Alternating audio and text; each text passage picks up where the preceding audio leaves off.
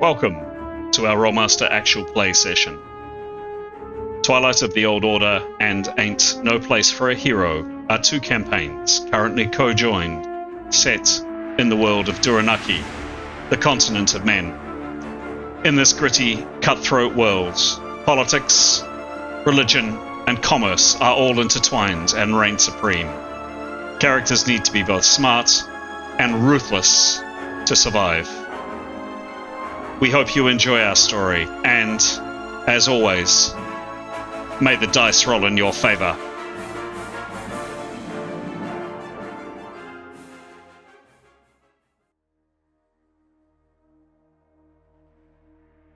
This is episode 119 of Twilight of the Old Order, and episode 96 of Ain't No Place for a Hero.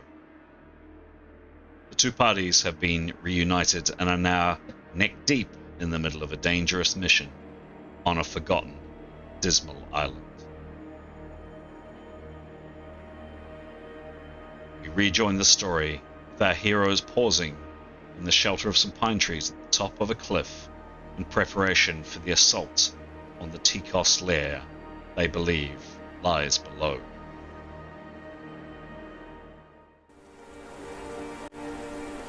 Hello, I'm Chris, otherwise known as GM Chance, and welcome to our story, or as I like to say, stories, because tonight, as we've been playing for the last few sessions, we have two campaigns co-joined, Twilight of the Old Order and Ain't No Place for a Hero. 6 characters in one, 7 characters in the hero game, and in a second or two I'm going to be handing over to the players of those characters, the characters that you can see up on screen, to introduce their characters for you, and also answer a character development question.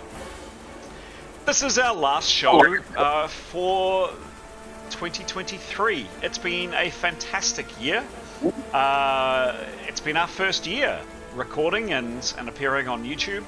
I've certainly learnt a lot and had fun on the way, and I'm pretty sure the players, the stars of the show, have too. Massive shout to all of the people who follow us, who have provided support, encouragement, kind words, ideas to help our channel grow and also to help our game. That's it. So that's kind of a wrap for 2023. Oh, I was meant to point out that tonight's episode is brought to you with the power of eggnog. So it should be a great session tonight. Particularly good session tonight. And I am wearing my honorary GM Santa's hat. So yep, ho ho ho to you all. But yes, that's it for 2023. It's been a great year. Thank you to everybody who's contributed to our story, to our hobby. Alright, with no further ado, let's hear from the players to introduce their characters. Hi, I'm Pete, and in this episode I'll be playing Leif. Leif is a half-elf warrior mage, which means he uses weapons as well as magic. He's a friendly fellow, very empathetic, and a really kind member of the party. Kia ora, I'm Mason, and for this episode I'm playing Demos. He's a very attractive, very hunky, very buff mixed man. Really great with his spear and shield, and he can whip out some swords if he needs to. He's not the most intelligent person, but he makes up for it with a lot of kindness, a lot of gentleness, except for when he's fighting. And he's been with the party for a little while, has thoroughly enjoyed his time with them, is very much looking forward to saving the world, and on the side he is looking and hoping to find his long lost sister that was kidnapped a long time ago. Hi, I'm Graham. I play Nyathanel Sherakir.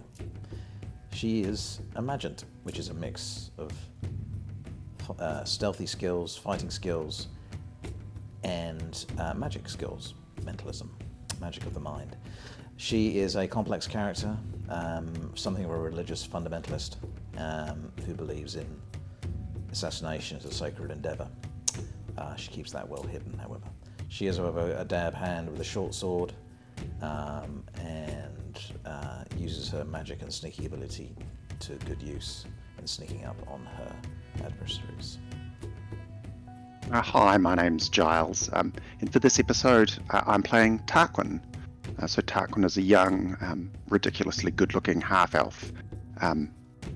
During his early life and adolescence, he's been well trained in the gentle arts of thievery, charming others using his remarkably good looks, and of course, violence.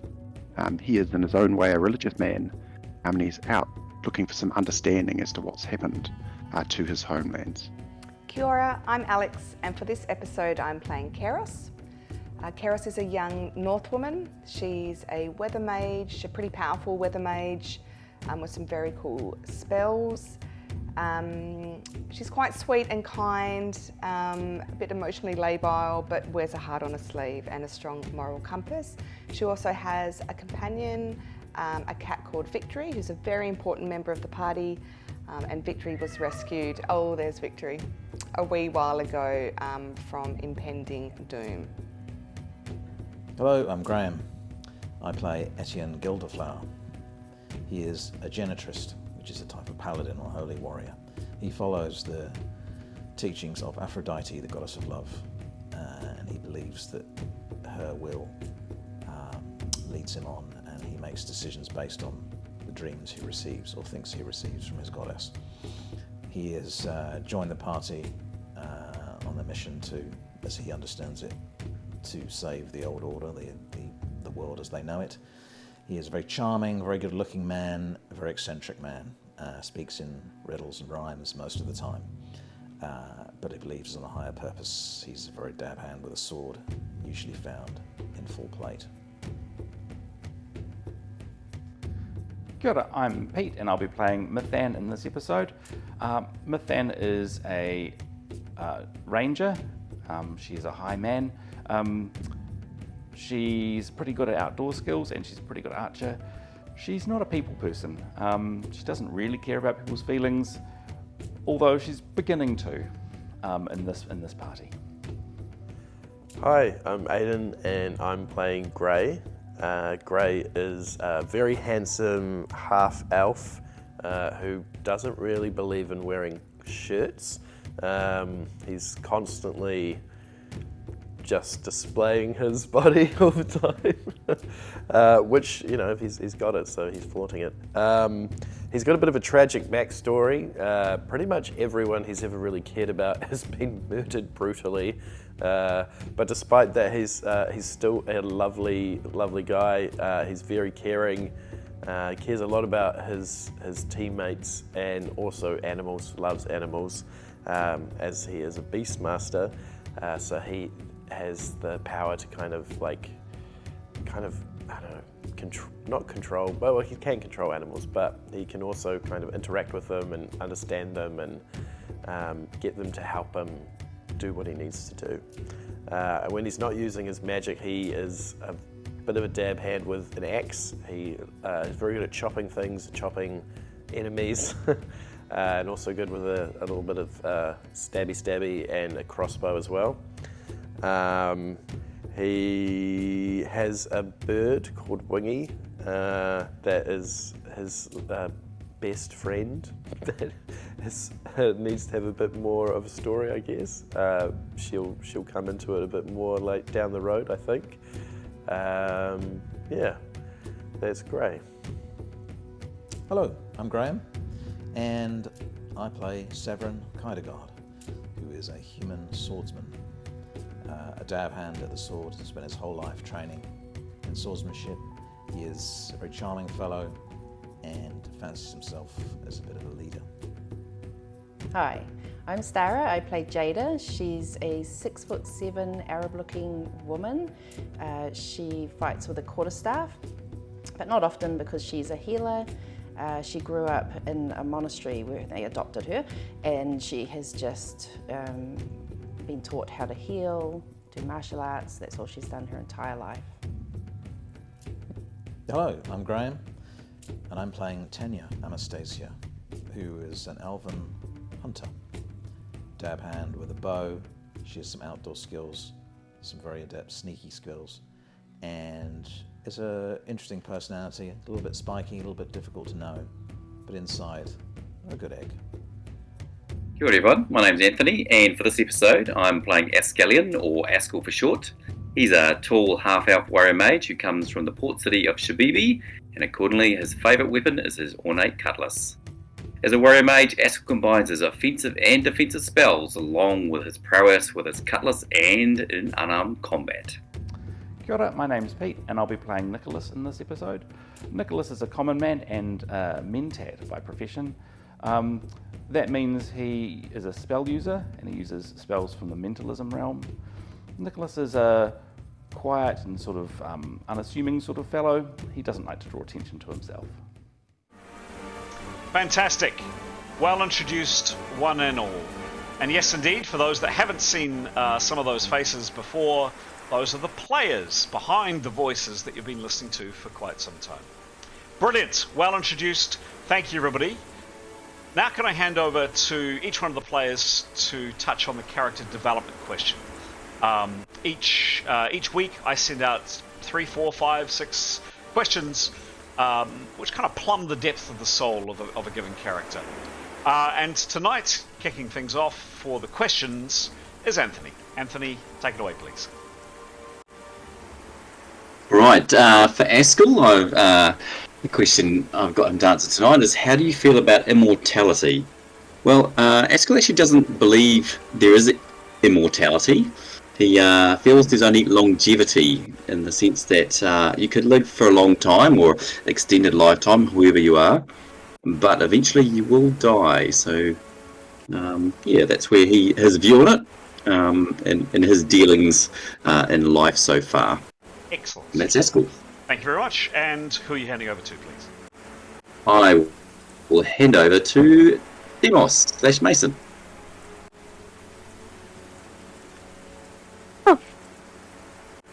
Hello. Tonight my question is the same. How do you feel about immortality? He's not overly keen on it. He's, if he think if there is an afterlife, dying, when he dies, he gets to see his mother and any other family members that he might have lost, or family members that might have died that he doesn't know about. So he's not overly keen on immortality. Okay.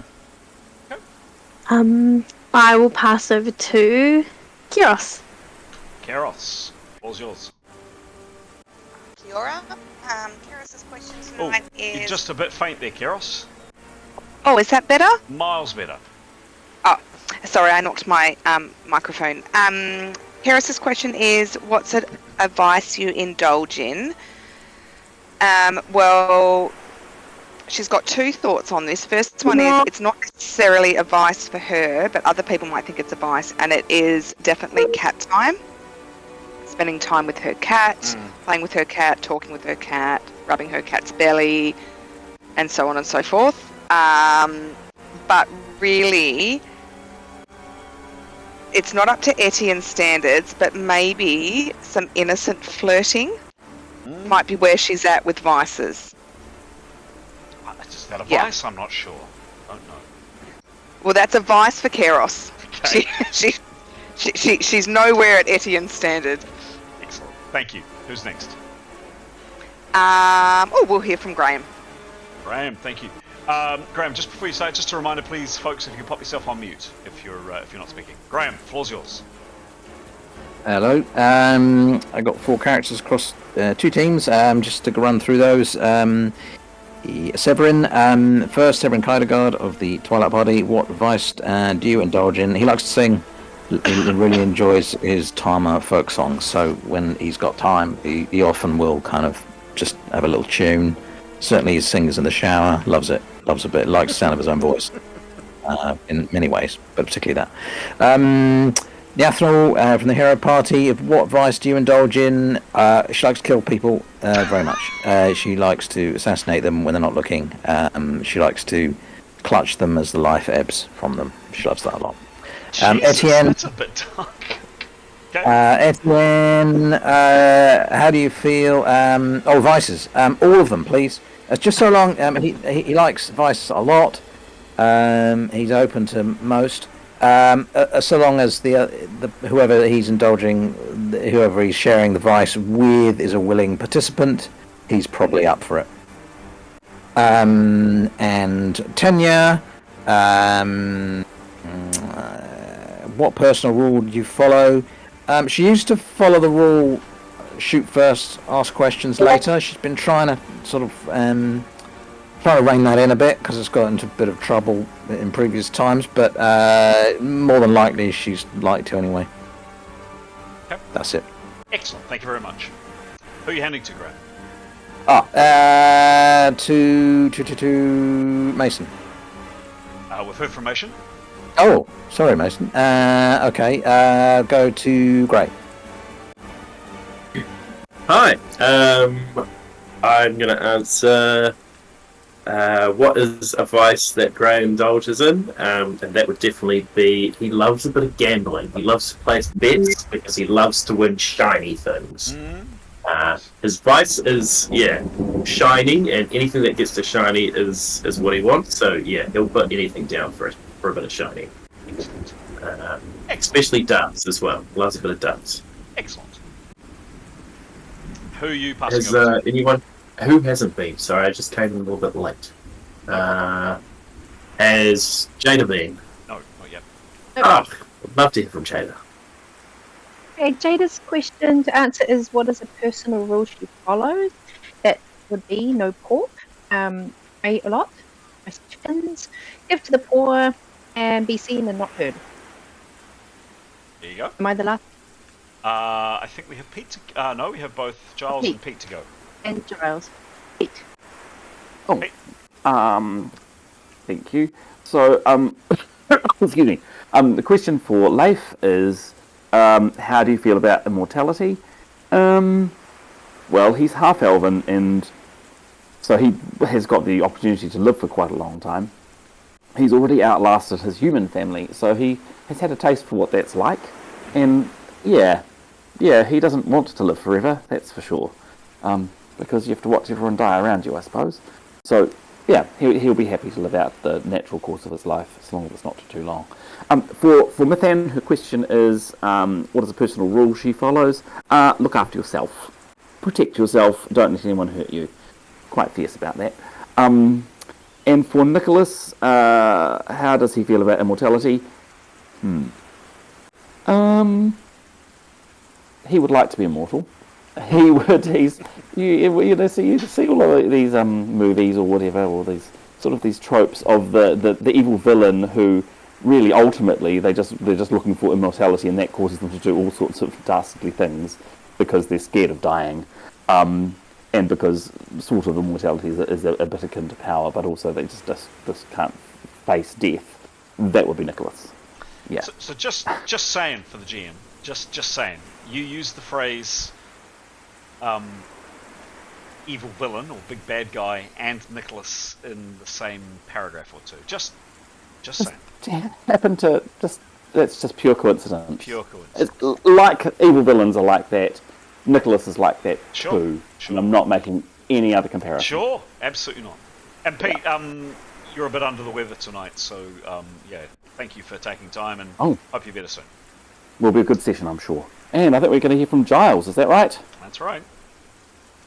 Thanks, Pete. So, yes, how do you feel about immortality? Well, Tarquin's young, and I think he knows immortality exists. At least he believes he does. Thinks it seems like quite a good goal, notwithstanding what Pete just said. Excellent. Well met, one and all. That's gentle viewer, gentle listener, because we're actually getting a lot of people listening into the podcast, which is great. That's the team. Not just 12, but with Tarquin's recent joining of the hero party, 13. That's a lot of characters up on screen. Thank you very much, one and all, for the intros that you provided. There's been, I'm aware, some planning and some discussion and some things going on amongst the players. Graham's just rejoined us. Wonderful to have you again, Graham. He was overseas for the last few sessions. Great to have you back, Graham. Pete, there's been a bit of kind of updating in between the last session and this session, but could you please, partially for Graham's benefit, but particularly for our viewers' benefit, give us a quick summation of where things are at, please? Sure thing. I probably need a wee bit of help remembering where the last session started. I think it started when we were talking with our new friend, Tarquin, and started talking with the prisoner. Does that sound about right? Yeah. Yeah. So, excuse me. So we got to know Tarquin a bit more. Yeah, good to sort of make his acquaintance. We then decided to move into trying to find information about our friends in the UPP, or the TCoSS people. Excuse me, from our prisoner, our poor wounded prisoner. I think we started with hypnotism. Can't quite remember, but I think that didn't seem to work quite so well. So it was Nicholas ended up after a bit of sort of physical force. I think Nicholas cast a spell on him to make him to make the guy think that he was a friend. And then Nicholas cast a spell on him that forced him to follow all of his instructions. So this was the guy called Moth, who this guy here. Hang on, coming. So we had a series of questions for him about who he worked for, what he was doing on the island. So he's a member of the Bitter Order, which is a mercenary group, and they were on the island with TCoSS people, so people from the not kingdom, the nation, country, the nation. Thank you, nation of Turang, which is sort of ostensibly our enemies in this. They've tried killing us, so I suppose they're our enemies. Yep, so they were protecting a shipment of arms, like the people, like we knew that they were the people we were looking for. They are holed up in a cave, or these weapons are stored in a cave at the bottom of a cliff on the coast. I think it's not a beach; it's more like a rock shelf of a beach, and it's due south of Big Head Hill, north of the shoals. There's a path down to the beach, two paths down to the beach, one sort of animal trail, which we were informed has been trapped, and one which is hidden, which is the safer path. They have about 24 people there, a mixture of Bitter Order people and TCoSS people. The TCoSS people are led by Malos, or the Black Baron, and the Bitter Order people are led by Al Hasib, I think has his name, who seemed familiar to Tarquin, which is interesting. The Bitter Order people, of note, the Bitter Order people are hired by TCoSS because they have magicians, or magic users, and the nation of Turang in their ethos is against magic. So a convenient way around, and of perhaps concern to us that they've got magic users amongst them. We quizzed our friend Moth about the defences, and their strategies, and the arrangement for their ship coming to pick up the weapons. And we've got detailed descriptions of those sorts of things. And anything else to add, anyone? I can't. I think that was it in terms of information. Then Tarquin dispatched Moth, as he was no further use. Yes, perhaps a bit distasteful to some of the party members. We slept the night, and we travelled early the next day to the coast, where we're starting the game, which is very, very close to the head of the paths down to the beach and the cave. What have I missed? It's pretty good, Pete. Well done. Yeah, Bravo. yeah, pretty good. It was good. You, Excellent summary. I'll give you a... Well done, Pete. Nice work. Oh, thank you. All right. So I'm aware. I can sense some questions already. So I'm going to just do a bit of explanation myself. I'll hand over to any specific questions, and then we'll start the game. So, a couple of things. You can hear the sounds. The sound is not wonderful. Hopefully it'll sort itself out. Of waves breaking, you're presuming on the coast, and the sound of seabirds. There is also the sound of rain. It's raining, as you can hear, pretty heavily. Switch the rain down a bit, but it really is bucketing down. You'll see on screen that quite a few of the trees are moving, probably a bit more violently than the wind in reality is. There's definitely a breeze today, but it's not it's not probably as strong as it's depicted on screen. And every now and then, as we've just heard, there's a rolling peal of thunder. Time of day, it's kind of mid-afternoon, and it is absolutely bucketing down. People that are carrying bows have been very mindful to keep bowstrings dry and tucked away, so bows have been carried unstrung. In terms of what you can see, you've come down out of a series of hills. If you recall, that's kind of the terrain that you had the ambush in, that you captured Moff and met Tarquin. You've come down out of terrain like this, reasonably high hills, and Big Head Hill, you're assuming that's it, is quite large. And you've come down probably 20-30 minutes before we actually start the game, and you've caught a glimpse, as you can see on screen, of the coast, and you can just make it out there, of the coast, and some rocks, etc. And then as you've come down off that elevation, the sea has, the South Katana Sea has dropped away. Where you guys are now is here. Now, just to stress again, the description that Moff, the person that you captured, and then Tarquin brutally slew. Brutally? Tarquin, I shouldn't put moral judgment on this. Tarquin slew, we'll put it that way. You got a really good description from him. So you asked him to repeat the description at least 3 times of how to get here. You had a little bit of hiccups with navigation, which you made some really good progress in the morning, but then your navigator, I'm not going to go into who it was, but your navigator put you off the scent a little bit, but you finally made it kind of early-ish afternoon to one of Moff's descriptions, and he described an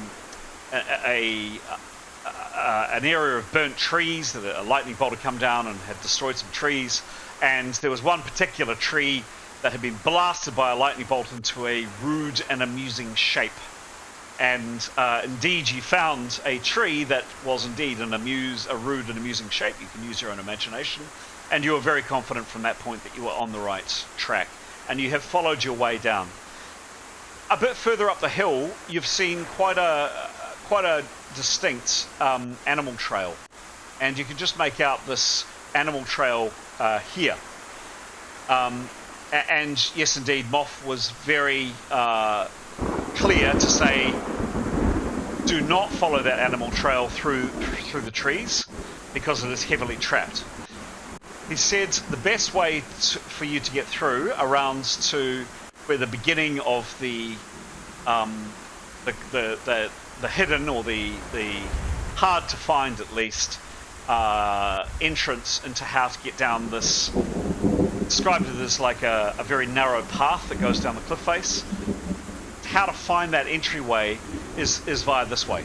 He said that there are some traps in this direction, but a lot less, miles less than this side, and definitely following that track down is not a good idea.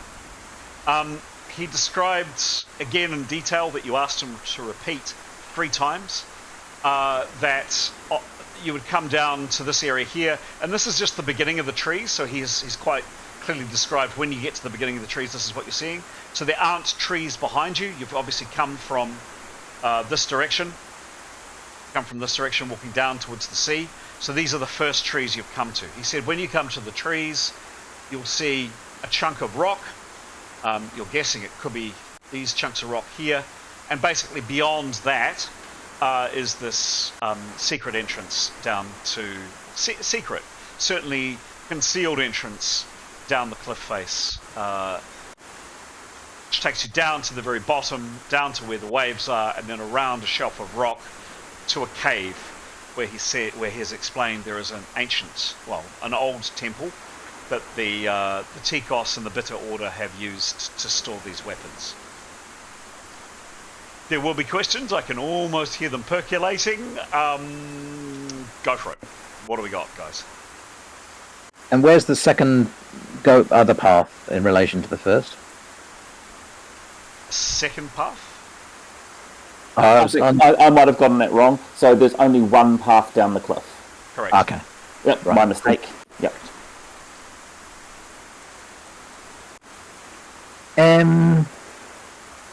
And did the guy say which way that the way that he's pointed out is the way that they normally approach the path, right? Yes. Okay. And we're looking at 22 24 adversaries. Okay, yeah, okay. All right. Any other questions?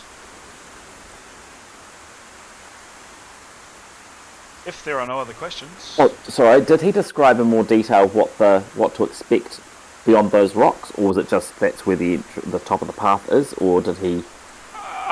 some more trees, etc., and then some open space, and you would come to the top of the path.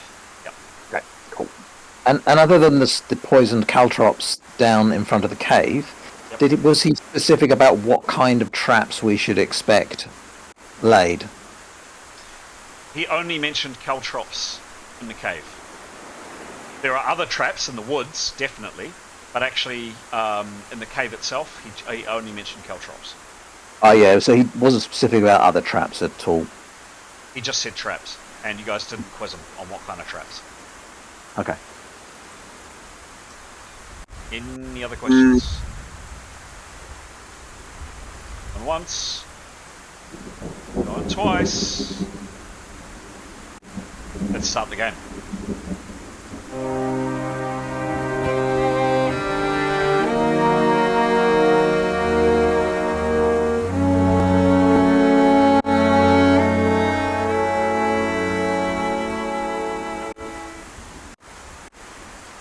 It's where the 13 of you begin.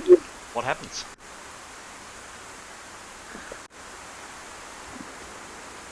I'd be quite keen, obviously we're being hushed and are in some semblance of order, but I'd be quite keen to understand, or Tanya would be certainly looking for tracks of human beings who've passed this way, and would suggest maybe if Mythan could do the same. Just we know that there's a way through, we know roughly where it is, but we might feel better if we could actually see where people have passed.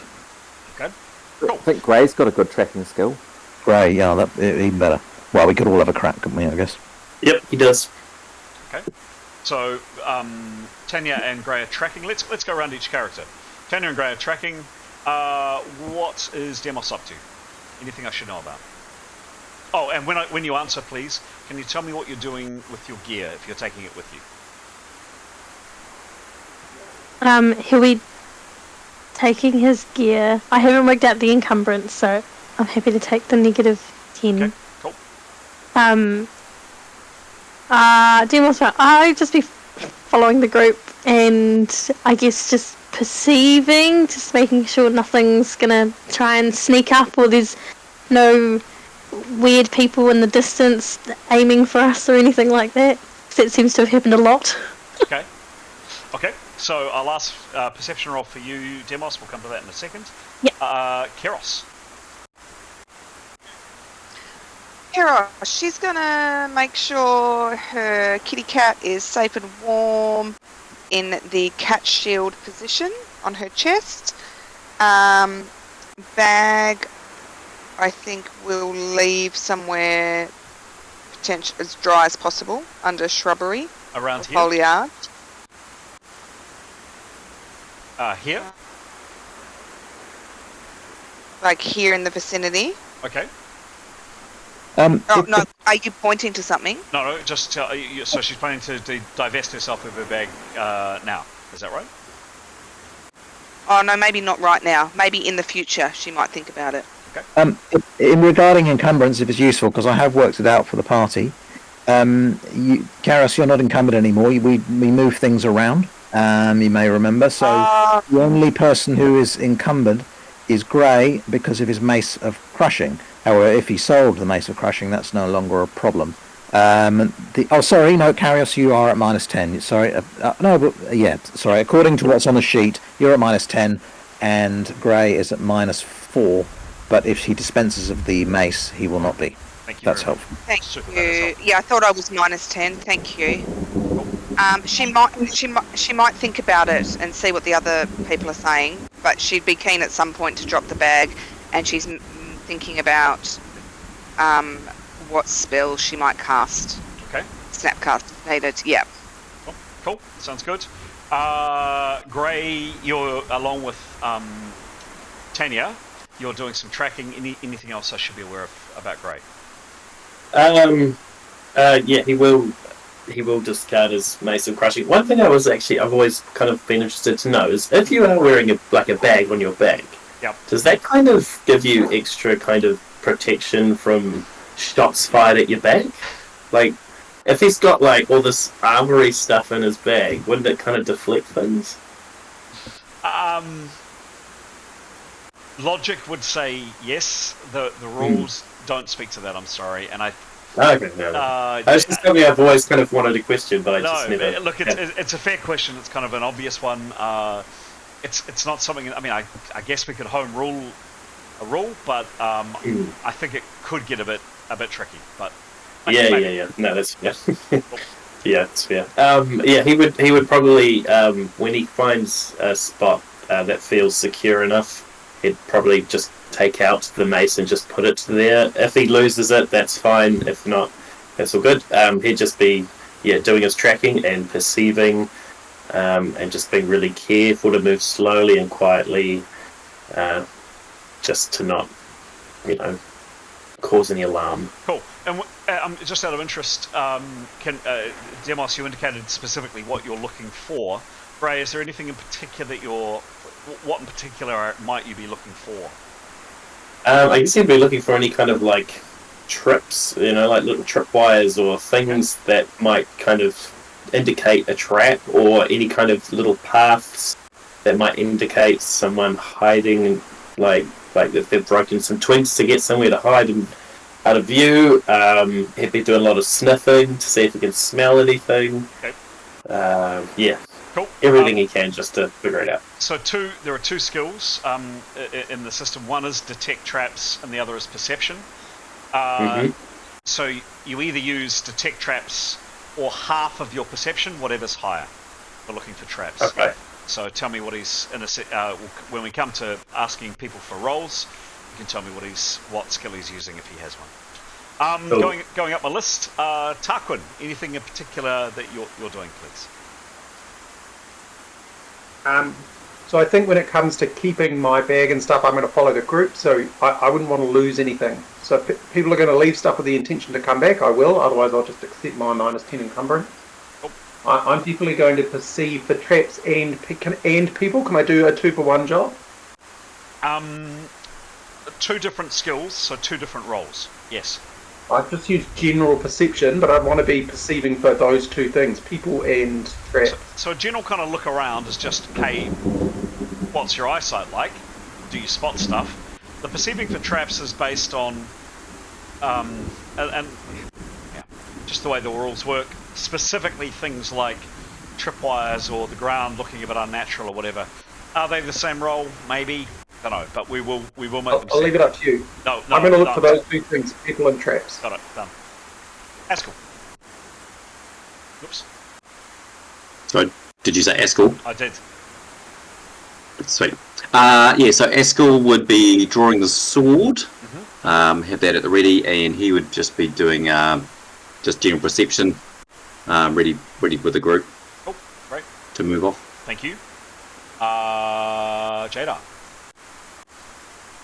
Yeah, I'll get my quarterstaff ready.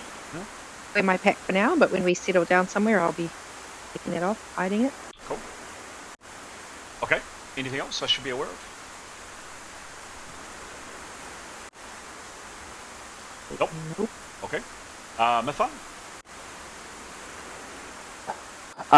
Mython is unencumbered. All three characters are unencumbered, so they'll keep their packs on.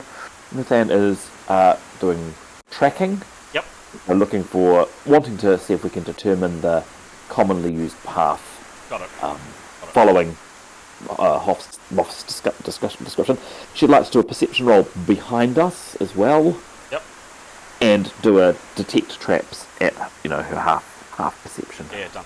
Oh, okay. Come to the rolls in a sec. Next on the list is Leif. I'm sorry, just a question. How long does it take to load to string a bow? 2 rounds. 2 rounds. Oh, okay. Okay, so she will be stringing her bow when it's the right time at some point. I think we'll have time in the future. Just so. Yep.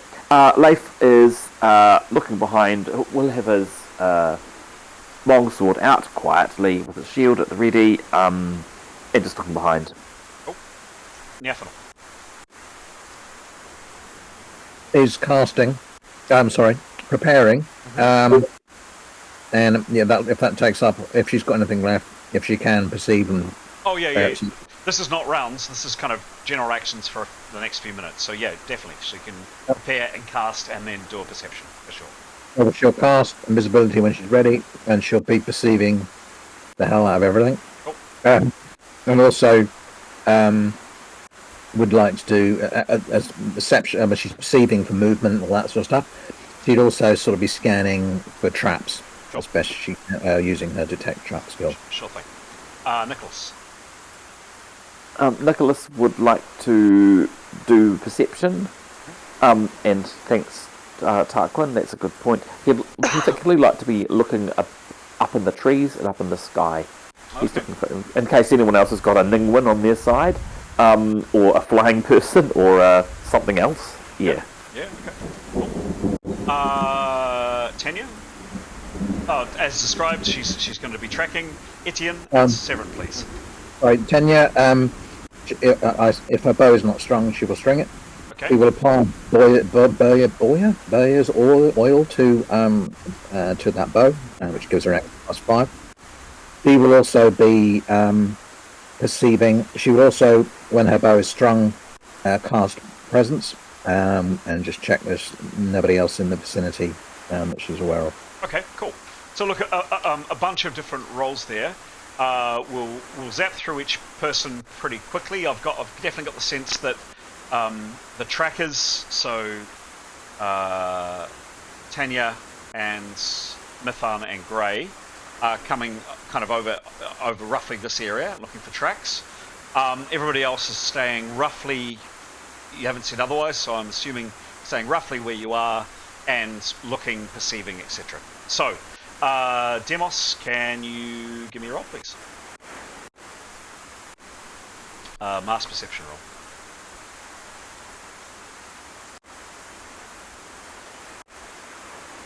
$25. 25, thank you. Okay, and his perception, please? That's on my character sheet. His perception is +50. +50. You see a lot of rain, you see a lot of quite miserable people around you, nothing in particular that strikes you as curious, out of the ordinary, Demos. Okay. Moving up my list, Keros. Give me a roll if you're rolling, please. No need to if you don't want to roll, of course. For perception? Up to you, yep. Yes, please. Yep. 15. 15, lovely. And her bonus? Sorry, yes, I'm not prepared. Bonus of perception is...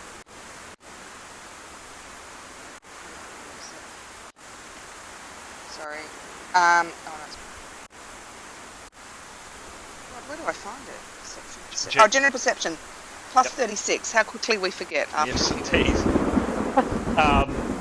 Again, she doesn't spot anything. Her cat is looking pretty miserable.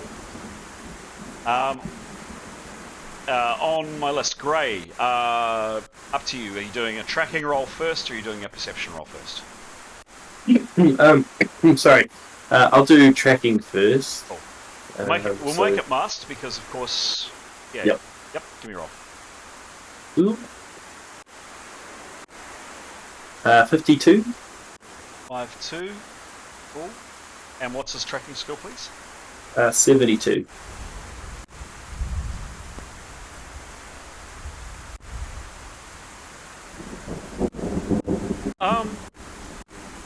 So Gray, you've gone a little bit, where are you? Gray, there you go. There it is.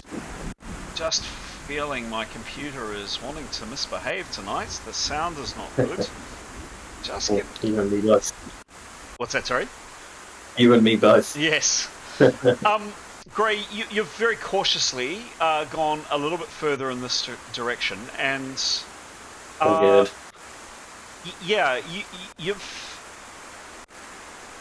come to a place where there's not a lot of undergrowth, and there's a decent patch of mud, and yeah, you see a couple of footprints, clearly human footprints in the mud. It looks like people have... checking around, it looks like most people have tried to avoid the muddy patch, but someone has trodden it. I mean, there's a lot of rain, so you know the impression is almost gone. But yeah, there's definitely a few footprints around here. Cool. He would maybe like bird call the signal that he might have found something. Okay. Okay, and he was wanting to do a perception roll too. Yes, that'd be great. Give me a roll. Cool. 29. 2-9. It could be really good. It could be really bad. Ooh, fingers crossed. Could you roll again, please? Oh gosh. Sure. Sounds good. 98. Nice. Could you roll again, please? Sure. 67. And what's his perception? 38.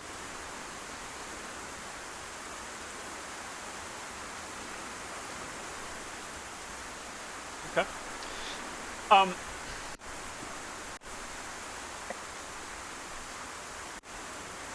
Yeah, so Gray, you freeze.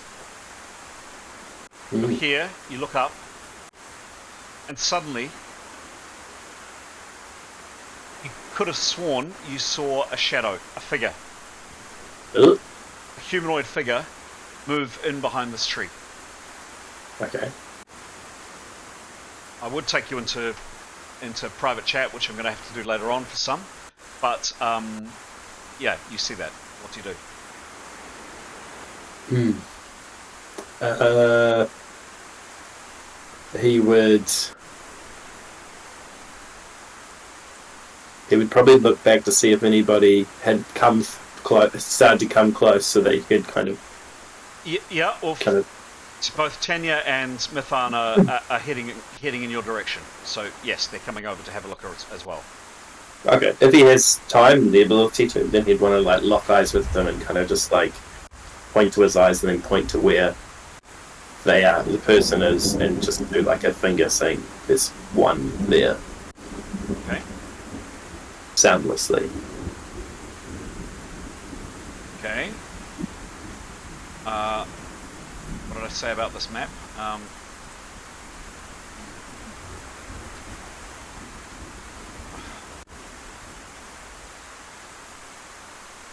sorry guys. Where is Mithan? There she goes. Okay, Mithan, you've come over here with both Tanya and Grey. This map is proving temperamental. The three of you are together. You're basically Mithan and Tanya. You're just about to start bending down. Tanya, you haven't strung your bow yet, and Mithan nor have you. And Grey has kind of indicated to you over there and just says, kind of mouths to you 1.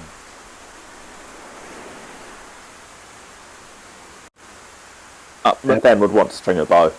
Okay. And Tanya would like to too, but will say to everyone hide, or mouth to everyone hide, and would like to hide, and then string the bow. Agreed. Okay. Brad would also love to hide if he can.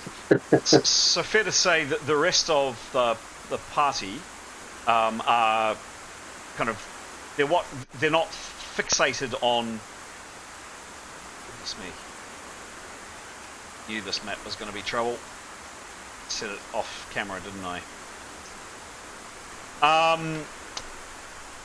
The rest of the party aren't necessarily fixated on you, so some probably would have heard you, or some would have spotted you saying hide, others may not have. You're probably going to have to verbalise it if you're wanting to get people hidden pronto. Something we talked about doing, Chris, was moving kind of together as a unit. We look really spread out in this map. I don't know how close the unit, but...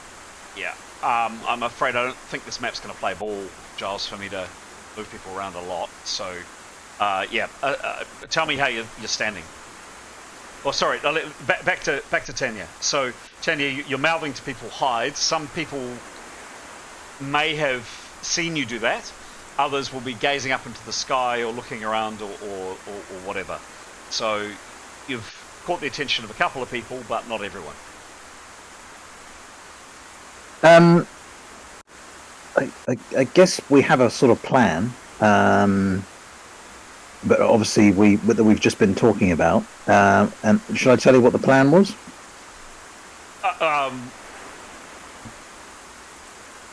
I mean, if it relates to what does Tanya do, just tell me what Tanya does, really. So Okay, well, all right.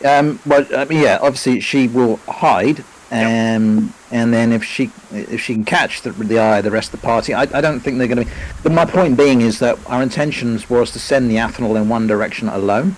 So I don't think everyone's sort of looking necessarily all in opposite directions. Hopefully, if somebody's looking away, she will indicate, as she obviously goes to hide, indicate back in their direction that there is at least one person ahead, and with some urgency in her eyes. And hopefully, if someone is looking away, hopefully then they can pass that on. Okay. What does she do? She hides. Give me a hiding roll, please.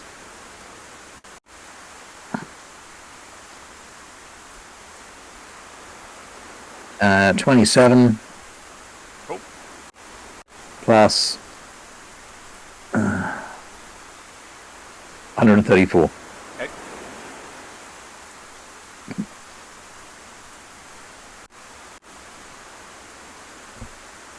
Cool. 1, 3, 4. All right. She gets in. I'm not going to move the counters because it looks like I'm going to have a hard time with them. But she ducks in behind a tree here, and she's pretty well hidden. Mithan, you've been alerted to this. You're in the process of stringing a bow. What are you doing? She will hide as well. Yep. Okay, cool. Yep. Can I just ask who out of the other group, because it might be useful, did catch Tanya's eye? I'm going to say these characters here did. Oh, thank you. That's Etienne, Nicholas. Yep. Etienne, Nicholas, Keros, Tarquin, and Askell. And Victory. Yeah, cool. Thank you. Yeah, no. So Mithan will hide and, as much as she can, string her bow whilst hiding. Okay, cool. Give me a hiding roll, please.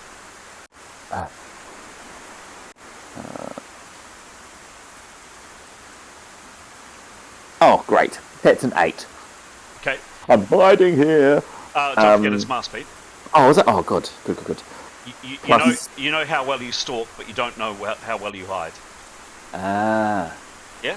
You know True, if you stand. true. You know if you stand on the crunchy stick. You Yep. don't. Yep. What's her? Yeah. What's her hiding, please? 73. 3. Cool. All right.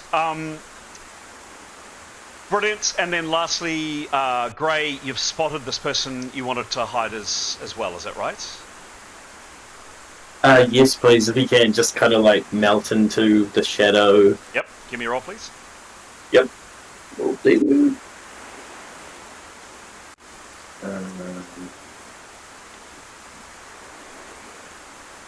46. 46. Cool. Yep. And his hide is what, please? Stalk and hide. Ooh. Stalk and hide. We're gone.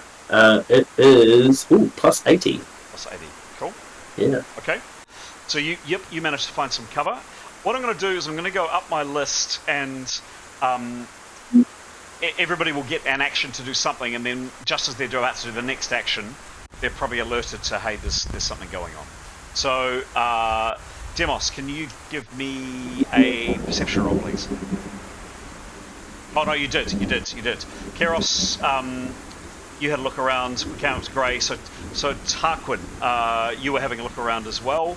Could you give me one perception roll, and then you're aware that something's just happened, or the group's. So, yeah. Can I ask a question, Chris? Yeah. How much does the rain impede our vision? A bit. Yeah, it does. So I'm taking that into consideration. It would also impede other people looking as well. People looking for you. So it does work both ways. It'd probably have a negative 10. Oh, okay. And we're not doing rounds. There's not a time limitation at the moment. We're kind of no. Broke it basically into turns. So a chunk of time where Tarquin does something.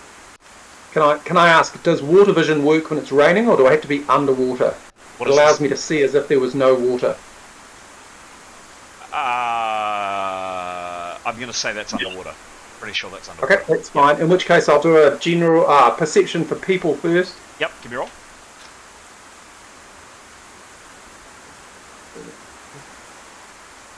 $25. Cool. And what's your general perception, please, Charles? 90. 90. Wow. You have a good look around, Tarquin. You don't see anything, and just as you're kind of refocusing and having a good look around, you suddenly see this elven woman, Tanya, in front of you, just mouthing, "Get down, hide." What do you do? I'm going to have a look for traps using general perception. Okay, give me a roll for that, please. Half roll for that. 100. Nice. A shame it is masked. What is half your general? What does that mean? What does it mean? So, you roll the dice. I have a chart, which I'm not going to share it with you, because then you'll see what the results are. But there is a list of the numbers that you roll, and then the real number. 1 to 100 in each column. The idea is, you should, rather than just me saying roll the dice and then I just kind of, decide what the result is, there is a hidden or a masked result. So it's for something that you don't know the answer to. For something that you see, if you attack somebody, if you stalk, if you sing, if you do something that you can actually see the effect of your skill on, it's not masked. So that was 100 plus 45. In this immediate area, Tarquin, not that you're skilled in looking for traps, you don't see anything. And at that stage, we're going to move on. I'm just going to make sure everybody who I can report on the hide message who I do, and I'm going to do my best to make myself as invisible as possible. Okay, so I probably wasn't clear. Once you get your one action, which was looking for people, that was your opportunity to hide or do something in response to Tanya. I didn't say that. So sure, you're going to duck down or do something. Done. Okay, Askell, you have also what were you doing before there was the alert, please? He was just had his cutlass out, and he was just ready to follow the group. Okay. And he was percepting. Oh, okay. Give me a roll, please.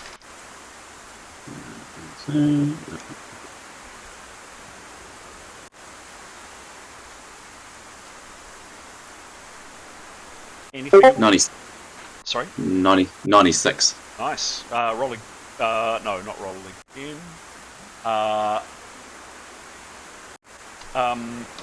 And what's his perception, please? Plus 31. Thank you. Cool. Very good. And then, basically, as he was having a look around, yeah, he's kind of been alerted. Hey, there's something going on. And people are kind of ducking down. What's he doing, please? Yeah. He'll duck down as well. Okay. Try and get a bit of cover if need be. Cool. Done. All right. Jada.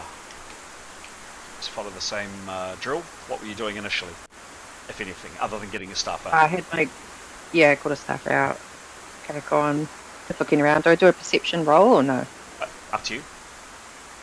I'll do one. Sure. What we can see. 4. Sorry? 4. 4. Okay. And her bonus, please. 55. 5. Cool. All right. No, you don't spot anything, and oops. Fair to say, Jada, you've been alerted that something's going on, and you duck down. Okay. If you wish to. Yeah, because I can see the others hiding, right?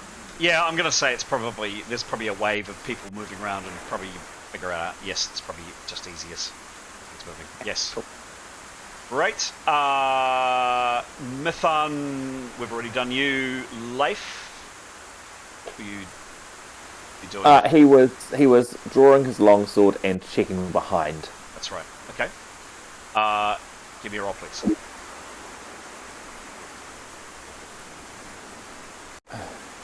Uh, 57. Sorry? 57, 57. Thank you. And his perception, please? 51. 5-1. Okay, cool. No, nothing. Can't see anything out of the ordinary behind. And as mentioned, you're on the edge of the woods now. Looking back behind you is just open terrain, very similar to that, as a matter of fact, that kind of thing. Yep. National cemeteries. Yep. Cool. Neathanel, you were preparing and casting a spell. Your choice if you want to do that as your initial action, or if you wanted to perceive first as your kind of initial action, and then reacts to what the others are doing. Well, can she just cast now? Yeah. Yep. Yeah, we should just cast. Okay. Give me a roll. 48. 48.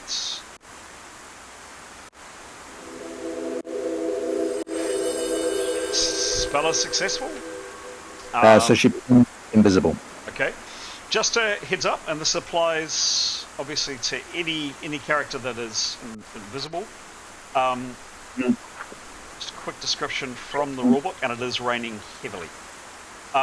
So from the rulebook, under invisibility, rain or water rushing on or over the area of an effective invisibility spell will improve the chances of being perceived in the invisible area through the heightened kind of fringe effect of rain passing through the radius limits.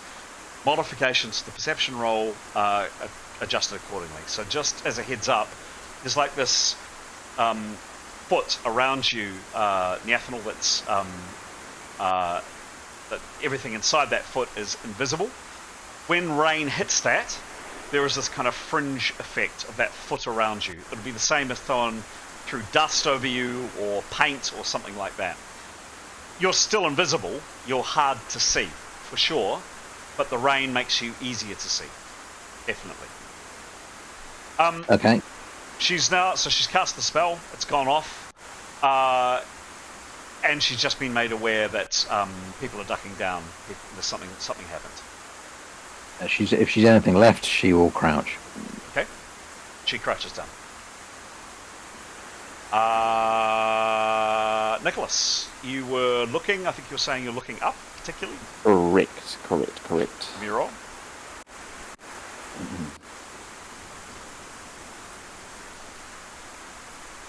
84. 4. Cool.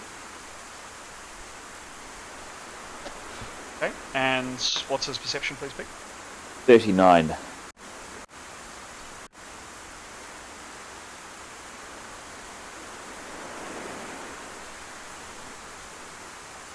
Yeah. No. A few birds, not many, but a few birds. Nothing of interest. And Sure then thing. suddenly you're aware that, hey, people are ducking down, things aren't right. Yep. He'll crouch too. Cool, done. Or behind a tree, or yeah, whatever. Yeah. Okay, cool. Thank you. All right. Excellent. Oh dear. Maybe it's just a bandwidth issue for my poor computer. Okay, next on my list is Tanya. We've done Etienne and then Severin, please. So Etienne was also preparing, but he won't. He won't cast just yet. But he'll just do his best to make himself very slowly lower himself to the ground as quietly as he can. Okay, cool. Likewise, Severin too. Okay. So we're now into rounds. Neathanol, you're first to act. Okay. So she's gonna try and see through the plan, which the people we've discussed prior. So she's going to very slowly. She's going to stalk and hide, so she's aware, obviously, that she's visible but not totally invisible. Yep. So she's going to use a stalking and hiding skill too, and she's going to make herself sort of take herself over to where Grey was. Okay. Very slowly and deliberately, not going off the path. She's aware, obviously, of the traps. Yep. So she's going to make her way to Grey. Okay, cool. Just to reiterate, there is no path here in this area. Yep. She knows that Grey's looking for a path, and so she's going to make her way to Grey in an area, using an area that the party already trumped on. Got it. Cool. So give me a stalking roll, please. 51. 51. And she is aware of that, so that's not masked. What's her bonus, please? 115. 115. Cool. All right. Oh dear. I definitely said at the beginning, didn't I, that there's going to be issues with this, and indeed there is issues with this map. I think my computer is just finding it all a bit hard to run. Neathanol, I can't easily... Oh, maybe I can. I can. How about that? Excellent. I can pick up your character. Huzzah! Oh. Just doesn't nudge. That's all right. No, there we go. Yep. So what I'm going to do is everybody's done a perception roll. Everybody else is looking around. Everybody is checking. If you're not perhaps directly contributing towards what's going on, please just say pass as we zip through you. So Neathanol, you move over to Grey. That's probably about your round.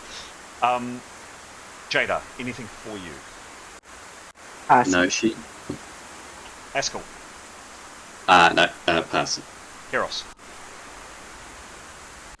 Can I move over to where Neathanol and Grey are? Yeah, please? sure. Meryl? With the cat shield activated. Oh, okay, so you walk over. Yes, please. Okay. Like, well, keeping cover, like crouch walk. Okay. Okay. You move over. Could you just give me a roll, please, Keros? Sure.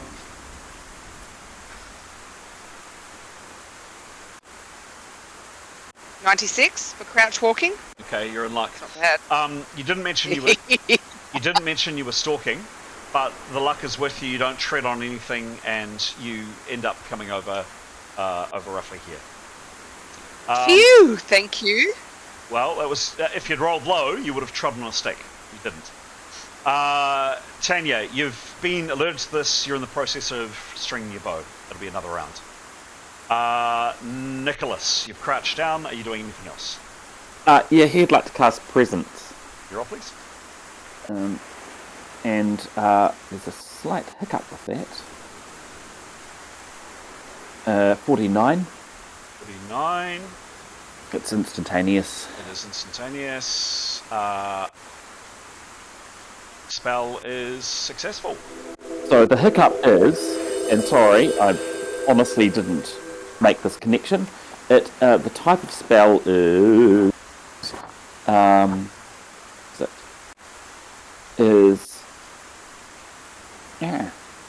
space again. There we are. I for information and M for mental attack spell. So, and I suppose that makes sense after you'd sent through that informational spell as well. So I'm really sorry I didn't realise. I mean, we'd always just focused on what the description of the spell was and not the type. So there was a resistance roll attached somehow. Got it. Yeah, I'll check that out later on. Could you give me a reminder to do that, please, Pete? Sure thing. You cast the spell. The effect of the spell, please, or the area of the spell. 70 foot. 70 foot. Radius. Cool. So, is this map going to like me? Don't know. It's Nicholas there. There's just too many things going on my computer. That's 40 foot to to there. So imagine doubling that to 70. Yep. He kind of scans all the way around up to kind of partway through these bushes. He doesn't spot anything else other than the people he knows. 13 presences. Correct. Cool. 14 including victory. 14. Yes, true. My mistake. Thank you. He will if he can indicate, he will see if he can pass the message back. I mean, he will assume that people know what he's, people are familiar with his present spells, so he'll indicate, 14. People are, I'm going to say no, because people are focused on, I can't, not everybody is seeing everything, and I think people are currently focused forward rather than looking around. Yep, for sure. Okay. Demos, anything for you? Pass. Us? Right. Yep. Right.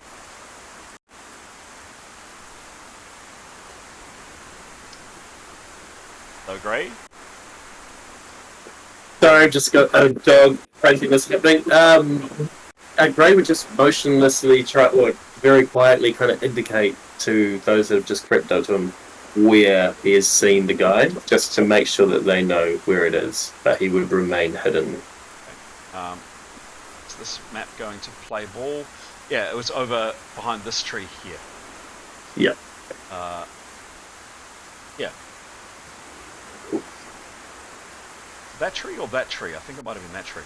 I think it was, It's that tree. With a kind of grey, is that a rock? Yes, it's kind a big of around rock. there. Yeah. Cool. Cool. Thank you. PC is just not liking all of this. Okay, so Niathanel, you've come up to Grey, and he has pointed in the direction, so you at least have an indication of what and where. Goodness me. Next on my list is anything for Leif? Nope, pass. Etienne? No, well, Severin? when he's finished preparing, he'll hold. Severin is just perceiving from his hiding place as best he can. Cool. Tarquin? Yeah, he's going to stalk and hide up to that sort of growing big group to try and keep everyone together. Okay. Give me a stalk roll, please.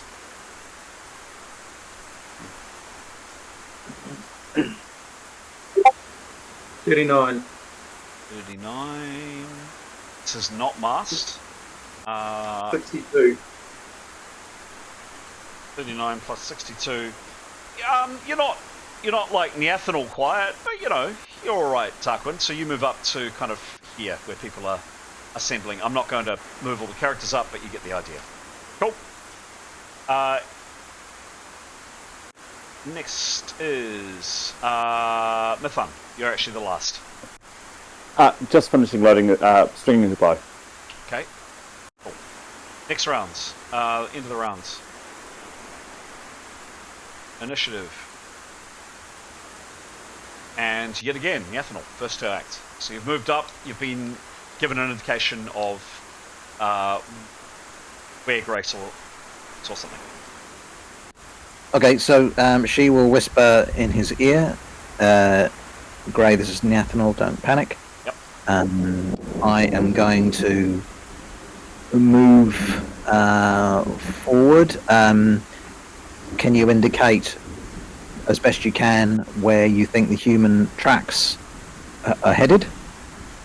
And I will go off in that direction and try and keep as close to them as possible, and then try and sidle around and ascertain if that person's alone or if there's more, and if there's one, she will try and take him out. It complies. Okay, cool. So let's... So, at Neathanal and Grey, there are several. There are tracks that go actually off in the direction towards where you think you saw something, and there are some other tracks that go off round here as well. So kind of... And they're getting very hard to see in the mud because it's just so wet, as you can see. So there's not just one set of tracks. There's several. I'll follow the. I would like to follow the set of tracks that go towards where this person may or may not be. Lovely. However, she would like to detect traps and stalk and hide as she goes. Does it afford her cover? Does what afford her cover? The route. There's some bushes. Unfortunately, this map is not playing ball, but you can see that there are some bushes on the way, so she can get some cover as she goes through. If she sticks to the bushes, yes, there is some. She's happy to take her time, keep low, but really careful about traps. Yep. She's particularly worried about pits, tripwires, all that kind of thing, magical stuff. Done. Yeah. Okay, cool. So she moves forward. Give me. We're just going to resolve this now, guys. Unless anybody had a. I'll ask it like this. Does anybody have an action that they need or want to do now? Cast a spell, prep something, do something that I need to know. By probably the end of Neathanal doing this bit of movement, Mithan and Tanya, your bows will be strung. Other than that action, is there anybody doing anything I need to know about? Nicholas would like to prepare and summon Whispling. Cool. Okay. Done? I'll start stringing my bow. Cool. Stringing bow. Done. I might get out. Might get out that thing I've got that makes things heavy. Okay. I can't remember what it is. Yep. That's cool. No, nothing bashful. He's watching. Cool. No one else going once? Going twice? If he can, Gray would like to just prepare. Done? Cool, thank you. Thanks. Alright. Give me... so you did a stalk roll, Neathanal, to get up to here. Give me a stalk roll, first a stalk roll, moving and following the bushes as much as you can, to get up to this tree where Grey thought he saw someone. Yeah, I mean, ideally he's following the trail. She is following the trail as much as possible. Trail's the wrong words. There's a couple of footprints here and there. Yep. Trace. If it's and detecting tracks of motion. Yeah. 87. 7. Plus 115, I think. That sounds about right. Yep. Yes. Okay. She thinks she's pretty quiet. Yeah, can you give me a detect traps roll, please? 64. 64. No, this is master, of course. Just a Plus, second. Just a sec. 1 second, please. My computer is not liking all of the stuff that's expected to do, I think. Turn the rain off. Yeah, maybe. yeah, we can remember that. Okay. And like turn the rain off in the game for real, so it's sunny.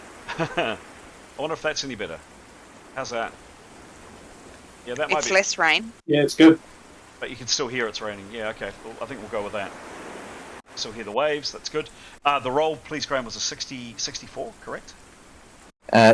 64 plus 53. 3, cool. And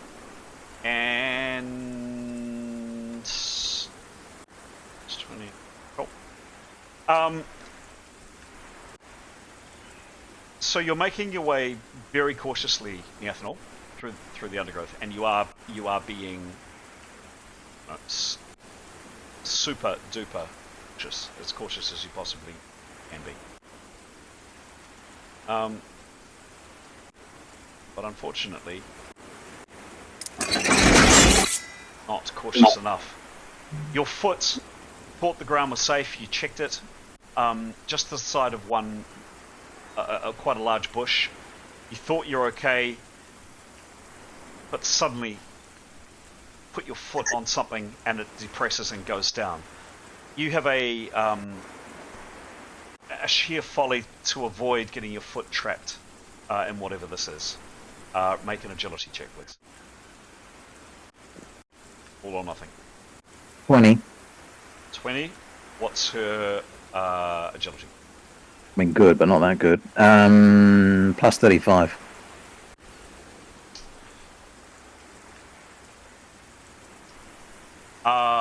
Unfortunately, she's on the ground because she slips and falls as she tries to do this. You take 5 hits and you're out 3 rounds, Neathan. Just going to amend your character sheet.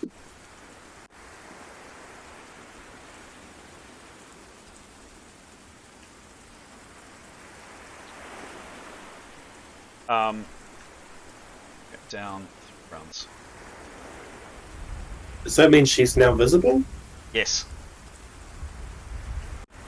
So But you guys have just all see her become visible. She did a stalk. I don't know what the results of that stalk and hide were, but obviously she was attempting, even though she was invisible, she was attempting to stalk and hide. Just so you're aware. Yeah, I know. No, we rolled the stalk and hide, and then she rolled the detect traps. Oh, what I'm saying is, if she becomes visible, she was also trying to hide. If that has any bearing. Oh, got it. No, no, people definitely see her. No doubt. That is, unfortunately, can you roll a 1d6? And you want this low, Graham.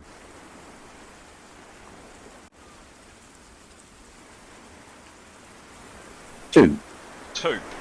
You get 2 spikes in the bottom of this pit. This is what it looks like. I'll show you in a second. It's not that. This. Not quite that, actually. She manages to avoid the majority of the spikes, but 2 of them come up and attempt to skewer her. Can you please roll, Graham, two attacks on yourself? Just a second. Just give me 1 sec, please. And they are javelin attacks. First javelin attack against you. Obviously want this super duper low. Roll the attack, please. 17. 17, that's pretty low. 25. So 17 and 25, yep. You are lucky, Neathel. The first one, shield. And no DB. Get your DB. I'll give it half.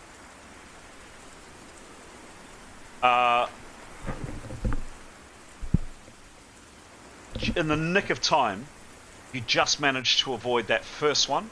The second one was a 25, is that right? Yep.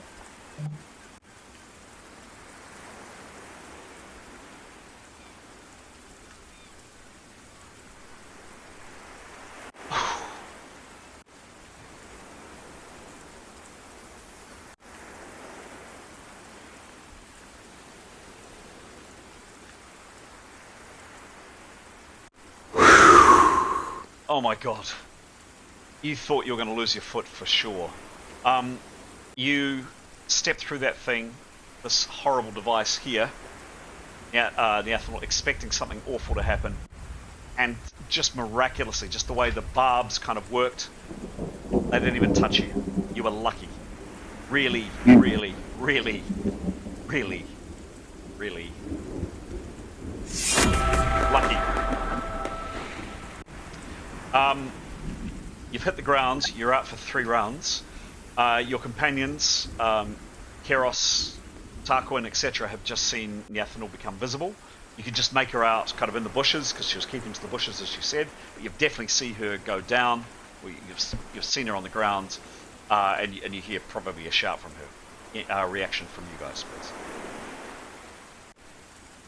please. She doesn't want to shout. No. Reactions from you guys, please. Is she fairly close? Sorry, distance? She's probably 60 foot away, 70 foot away. I'm going to cast invisibility on her. Sorry, what was that, Keros? I'd like to cast invisibility on her. Okay. Okay, snapcast. Please. Go.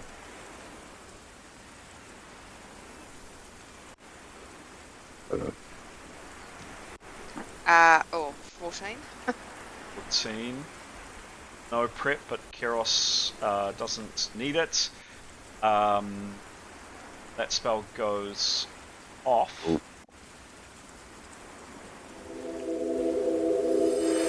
Really interesting question. Does Nyathanol know she's invisible?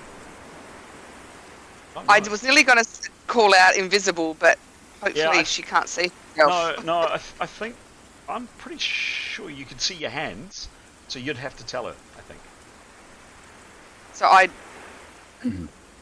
gently whisper invisible, but loud enough for her to hear. Okay. Good question, Chris. If someone thinks they're invisible and goes into a trap, would they check that they're still invisible?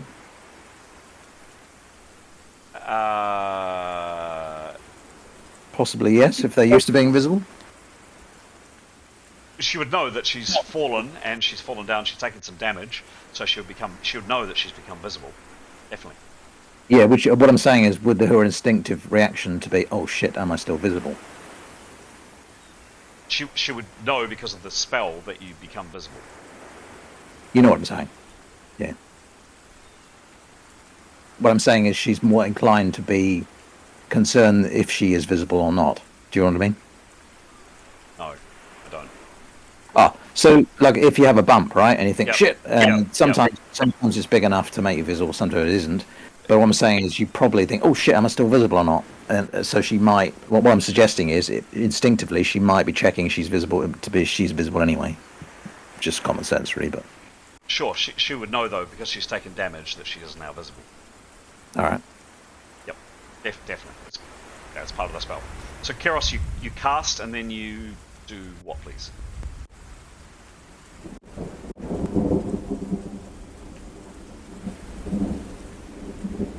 Hello, Keros?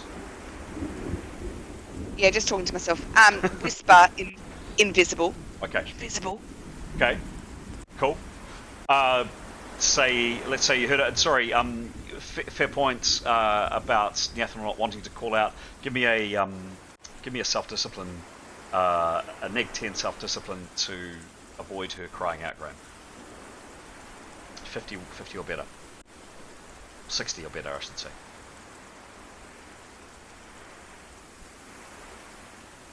That'll be a no. I rolled a 6. Okay, so, I mean, she doesn't scream in pain because she wasn't injured. Or she took a little bit of damage, but, you know, there was a slight kind of, or whatever. So, yep, an auditory noise. Cool, that's one person. We should have actually continued on the rounds, never mind. Tanya, what do you do when you see Neathanol take a tumble? We'll put a bow to her, an arrow to her bow, and look at the tree and see if there's any movement of this guy coming up to look, cool. And if there is, opportunity shot. Cool. But see from within cover as best she can. Got it. Done. Okay, she doesn't see anything. Tarquin, you're next in that kind of area. I guess I finished stringing my bow, obviously making sure to keep it dry. Yep. Okay. And then lastly, I think it was just Grey in that area too. Grey, you're prepared for 2 rounds at this stage. You've just seen the actually take a tumble. Yep. I'm sorry. I just want to check one thing. It's,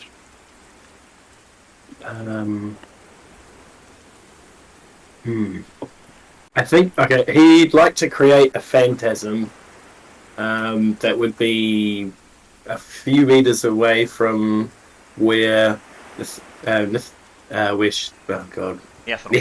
is. Yep. I always struggle on that name. Yeah, me too. Where she is. And the phantasm's going to be of that guy that we knifed. I don't know that he's dead or not. So he's just going to be kind of like, it's going to look like he was crouching and then like hiding and then popping up. So hopefully that he causes enough distraction. Cool. So, great. What I'm going to do, I'm going to move this around.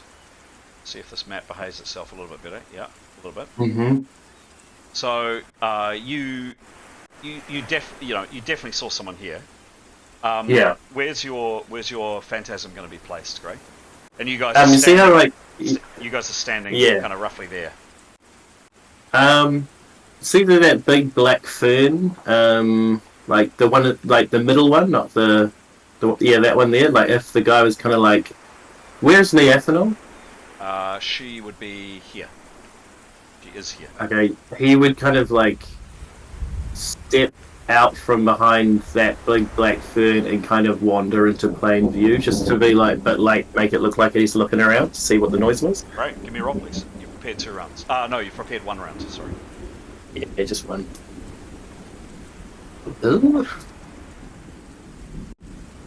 43. 43 minus, I always forget. 1 round, negative 15. Spell goes off. Ooh. Huzzah. Zing. I want to start bringing in some other good sound effects. Where are we? Skill success. Ding. Cool. So that ding. So that's exactly what happens. The guy that you recently did away with last night. A vision of him comes out from behind this fern and walks across. There's no action. Nothing happens. Okay. He's just going to stand there and kind of look around him. Okay, cool. We'll go back into...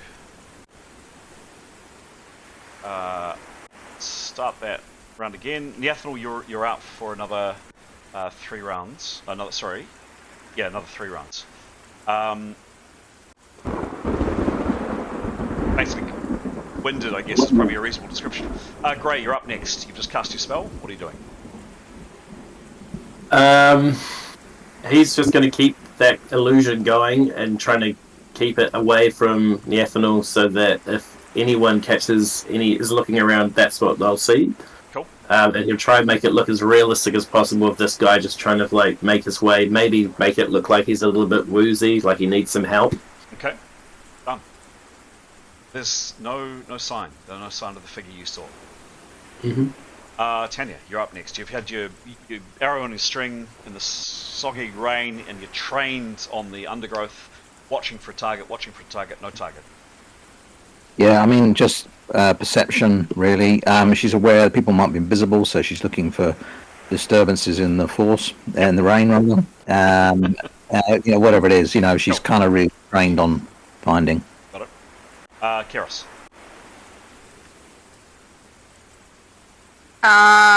What's she gonna do now? Can she hold action? Am I the end? Yep. Can she pass? Yep. She's staying hidden though. Yep. Have fun. Same as Tanya. Cool. Yeah. And lastly, Tarquin in this group. So if I prepare a spell, that's 90% of my action, right? Correct. Can I then do 10% for perception, or is that a pointless waste of time? No, you can. So there's two flavors of perception. A 10% is a glance. It's -20 to a perception, so it's just a quick kind of skim of the area. -30% action is like a full perception, taking in all your surroundings. So you can just have a quick glance. Okay, and again, I'm looking for people. Yep, got it. Give me a roll, please.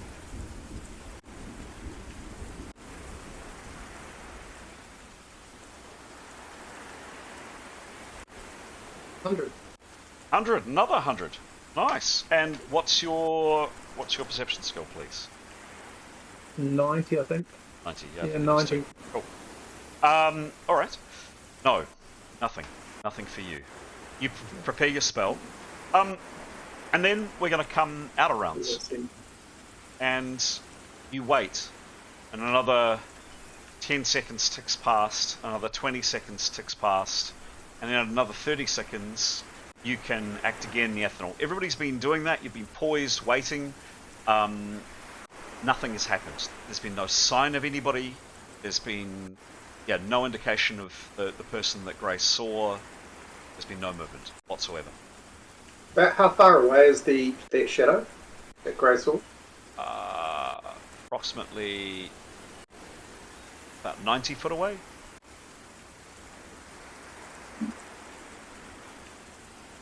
Did Nicholas, at some point in there, Nicholas was going to do a whistling?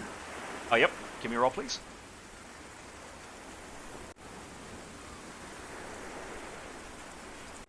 At 26. 6, lovely. Yep, that is a successful whistling. Cool. Thank you. All right, let's go back to Neathanol. What is that? It's a best description is it's a little spell. It's a spell that produces almost like a little remote, like a little ball of energy, about yay big if you can see the screen. And Nicholas can basically almost use it like a drone. It's probably the easiest description. Very, very small. To annoy the GM. and does it what? All right, so back to Neathanol. Neathanol, you fell down. You breathed a sigh again. I mean, you were lucky not to get skewered, but you didn't. Just to show you that again, it's kind of what you could have been contending with, but you were lucky. What do you do, please? Can I look at the trap? Sure. And just look at how it works? Yep. And just take a note of that, and maybe just, just want to see how it's triggered and learn from it? Yeah, I mean, it's literally just you stepping on it, your foot goes through it, and then nasty spikes come up and skew your leg. And just, there's no actual mechanism in it. So there was a noise a very dramatic noise that I gave. There's my dramatic noise.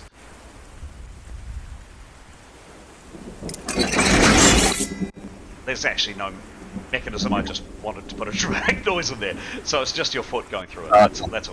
So in which case, yep. I think if she's free to move again, yep, she will proceed, but she will go even slower, and she will use the sword and just to prod her way forward. Cool. Okay. So it takes a bit of time, quite a lot of time. You get up from behind the tree that Gray indicated. There's no one there. And I do a full 360 perception. Give me please.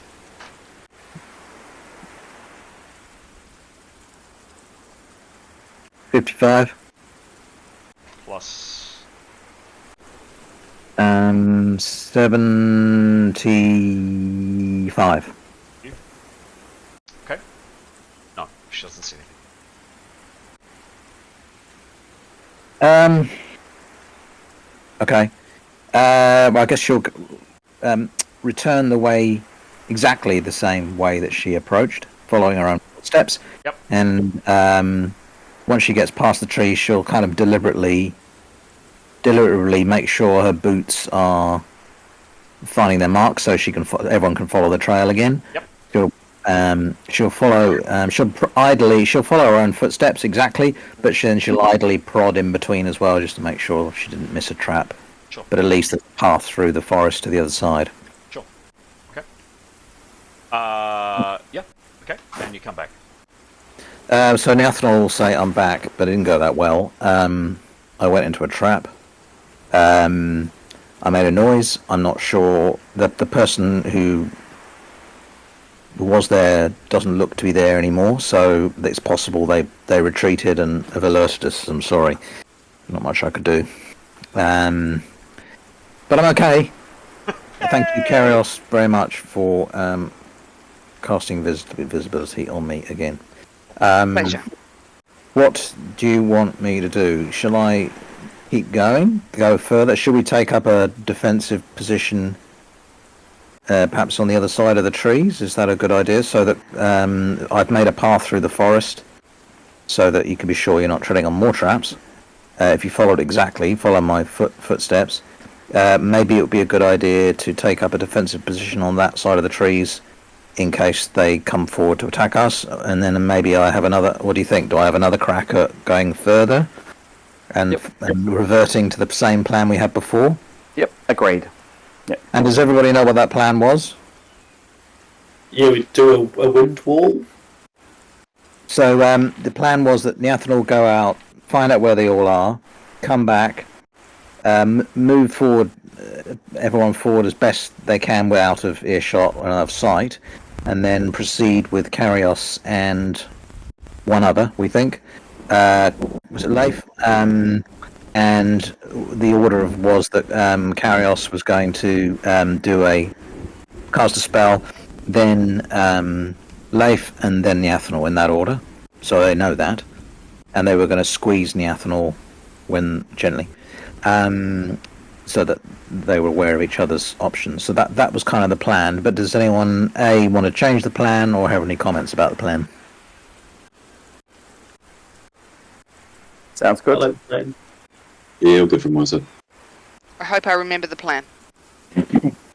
So I guess. Well, hang on a sec. What are people doing at the moment? So Nathanel's come back. Any other actions from either Demos or Jadar or Askell? Anything I should be aware of? No, Askell just already had it sorted out, cut this out, I should say. Yeah, he's just doing the general percepting of anything, but otherwise just watching, following Q. Okay, cool. Anybody else? Basically, any actions I need to know about.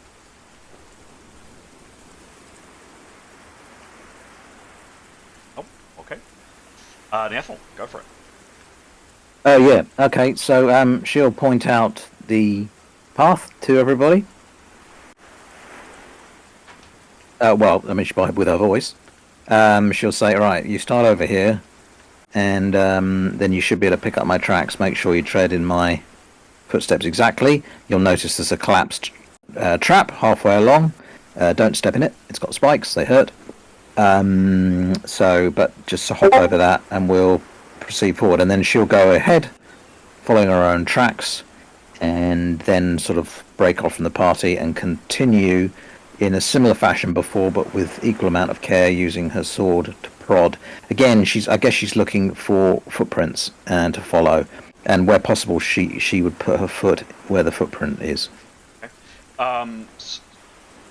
So if I get a couple of questions, Nicholas, you cast a whispering. Is anything happening with the whispering? Yeah, he was wanting to just have it scout out in that area whilst Nathaniel was still making the way forward, because he just wanted to see if the person was there. After that, when we're all aiming for where we think that person was behind the tree. Once we're there, he'd want the whistling to follow, and what he guesses Nathaniel's footsteps are out to 100 foot. Got it. So just to have eyes in her general direction. That's all. Cool. So everybody moves up to here, cautiously, exactly as described by Nathaniel, and then Nathaniel, you go along in front with said whistling tagging along behind you. My question is, which direction do you go?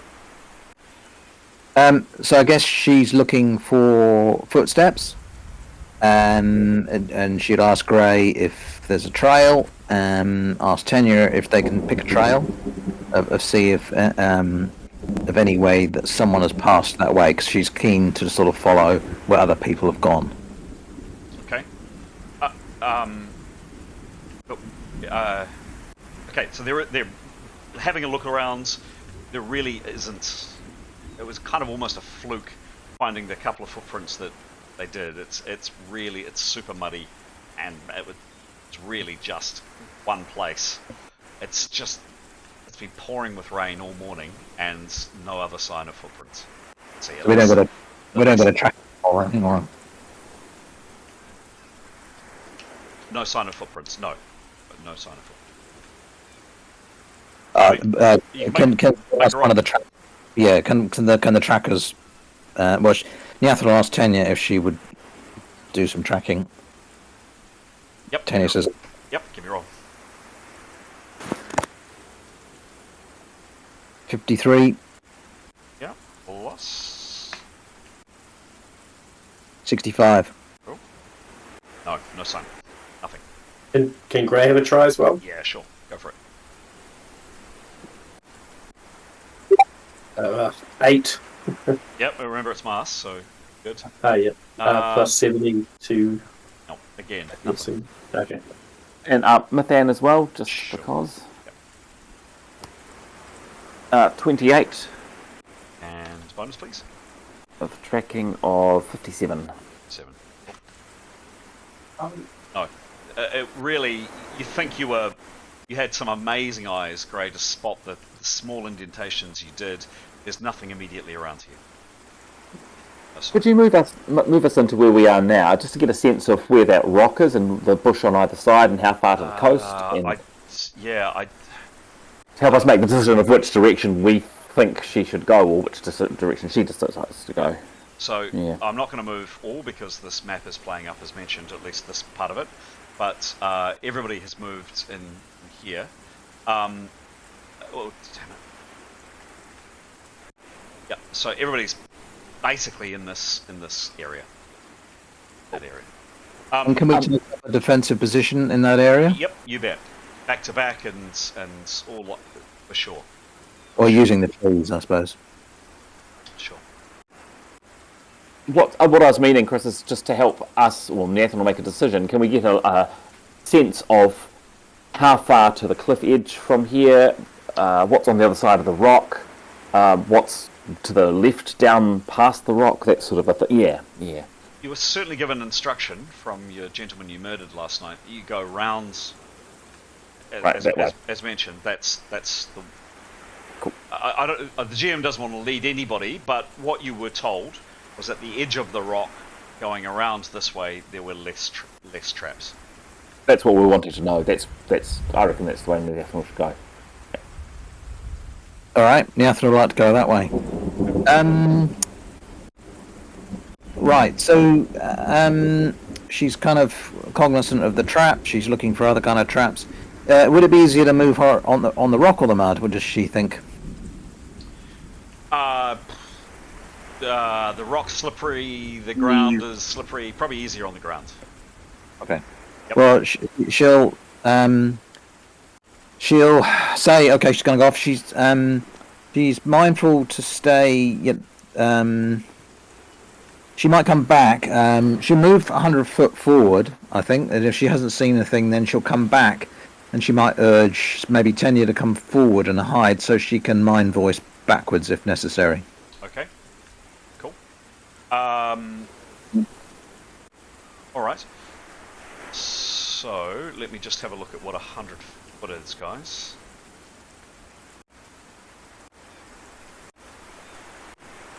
Just a second. There we go. Do my GM jiggery pokery in peace. Oh, this poor map is not liking it. Okay, so from there, about 100. Okay.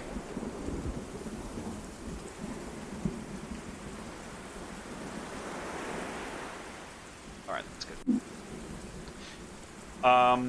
So what I'm going to do, ethanol, is the following. Can you give me please, a stalk roll?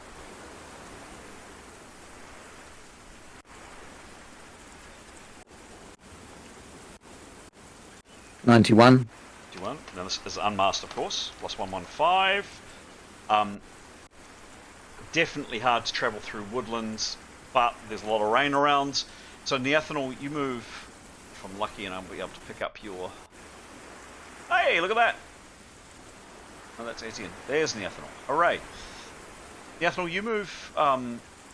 So the party was here, and you move about 100 foot away to here, and you don't see anything, hear anything. Nothing untoward at this stage. You then double back. You come and get Tanya, and if I understand you correctly, you're going to bring Tanya up to this position here to Mind Voice. Is that right? So to stalk, so she can hide in those bushes. Yep. And then she's going to move another 100 foot on from her, perceiving as she goes, obviously taking her time. Yep, sure. But that's the idea, so that she's able to communicate back if she needs to, or in fact Tanya can keep an eye on her too. Yeah, got it. She's invisible, but. Well, I mean, or if if she becomes visible, then or she hears something, or Yeah, got it. Got it. Yeah. Cool. So at this stage, I am going to ask ask Graham to jump into chat room 1. I am really conscious. I always do try to make sure that people get an opportunity to say something and do something in the game. Is there anything else that people are wanting to do? Anything I should be aware of while I go through this time with Graham, just before I jump in? Oh, okay. I mean, one other idea is that also, if we perceive an area to be clear, is to bring Nicholas forward, obviously, so the Westblank can come forward. Yep, for sure. Yep, happy to do that. Yep. Well, let's resolve this one immediately. Sorry. My understanding is that Tanya and Neathanol are going to move up to the bushes that we can see on screen. Neathanol's going to go further ahead. Yes. So should we resolve that to begin with? And she'll also have described where she's going to the party. Okay. Any other actions from anybody else? We also need to be aware of. Nicholas will just have the Whispling follow as far along her path as he thinks. Yeah, wherever he thinks it is. What's the range for the Whispling, please, Pete? Only 100 foot. Yeah. Okay. All right. Very good. Graham. Chat room one time. Okie doke. Speak to you guys all soon. Bye. Wait. Hello. Hello. Hello. Just need sound effects. There we go. Cool. So you can't see the screen, but you are about to.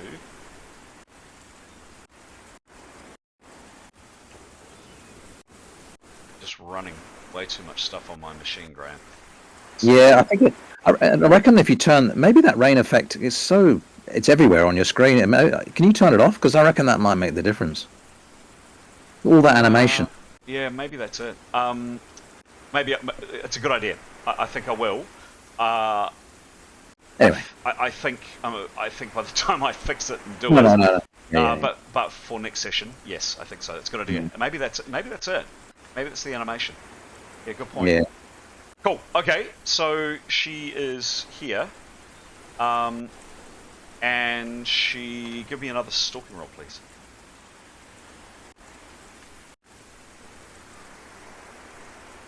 $24. Cool. All right. Plus 115. Cool.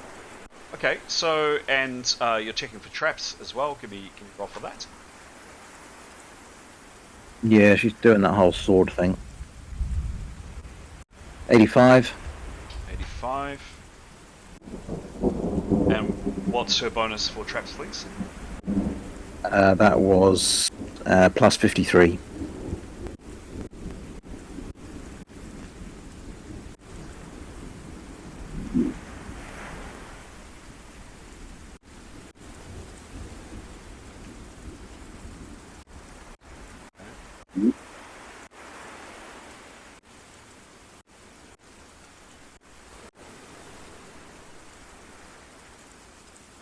It's coming.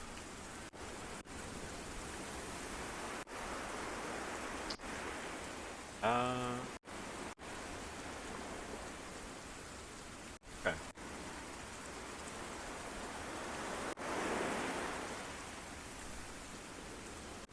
So she moves her way through here, and the screen is going to jostle and jog. It's just where it's going to be. She moves through a bit further, down all the precautions as noted. Oops. She comes through a bit further, and as she's going through, probably a bit further on than this, and this is, I'm trying to give you some kind of visibility of what you can see. There's definitely some rocks in front of her. She skirts around them. Not going to do that. Can I do that? Just have a look. Yeah. Some rocks here. She comes around.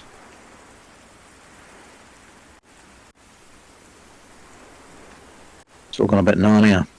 Yeah, it has, huh? Oops. It has gone a lot. Yes, a lot Narnia. As I said, I thought I was going to have some trouble with this map. So, yeah, basically walking through this underbrush. She's just about to take a next step, and yeah, something kind of in the area around her isn't quite right.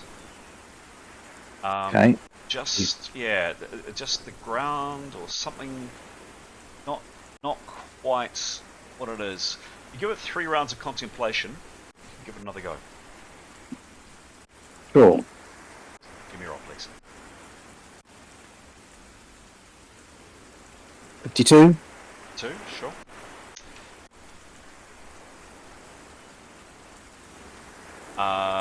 And her bonus again, please, for traps. Was 53.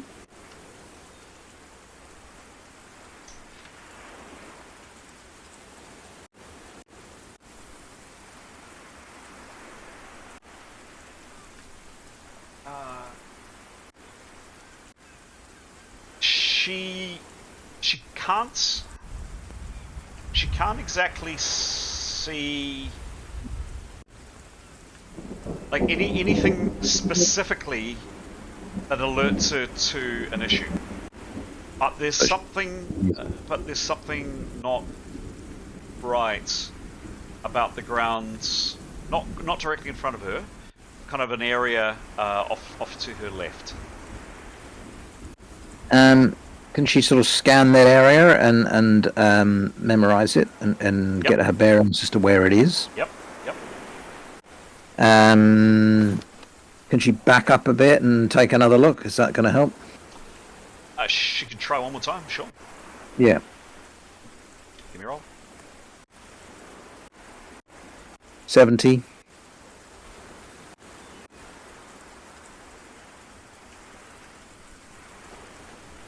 53.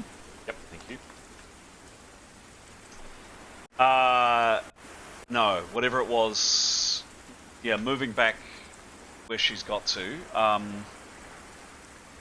Yeah, you know you've missed something. You know you haven't quite got all the information. Going back the way you've come is not good. You definitely get the sense that that area off to your left, don't know what it is, can't see it, but there's just definitely something you're not liking about it. Something the way the ground's been disturbed, some leaves or something in the wrong place. Spidey senses are up. Are there some sticks at my feet? Yep. Can I just very slowly and carefully put a cross in that direction? Yep, sure. And then on the other direction, an arrow going where I can think I might be able to go around it by some margin. Sure. Yep. An arrow, like a Cub Scout arrow. Yep, for sure. Okay, then she'll take a very circuitous route forward. Okay, cool. Oops, damn it. Yeah. Not quite sure, but it just... I'll give it a wide berth. Yes, no, I got that in spades. Yes, she definitely does. Cool. So she makes her way... Oops, a daisy. Makes her way through here, which is interesting. I've just struck a slight issue with my map, so what I'm going to do is I'm going to do that. And... Get the magic mark. Yeah, exactly. Sorry about that. Just... Oh, no. Okay. It's interesting, it must reset.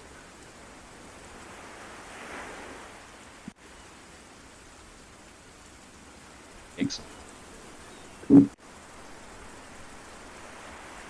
Excellent, okay, cool. That's what we wanted. I think you're spot on about the rain, Graham. So I think for next session, I will work with that. So she makes her way out here. There we go, a bit like that. Mm-hmm. And... Ugh, damn it. God's sake. Oi! No. Oh, for fuck's sake. Wrong one. Toggled. Excuse me. Go. There we go. Oh, yeah. Okay. Making her way through the undergrowth like this. And, yep. I did actually trim some of this, believe it or not. And she's come around here.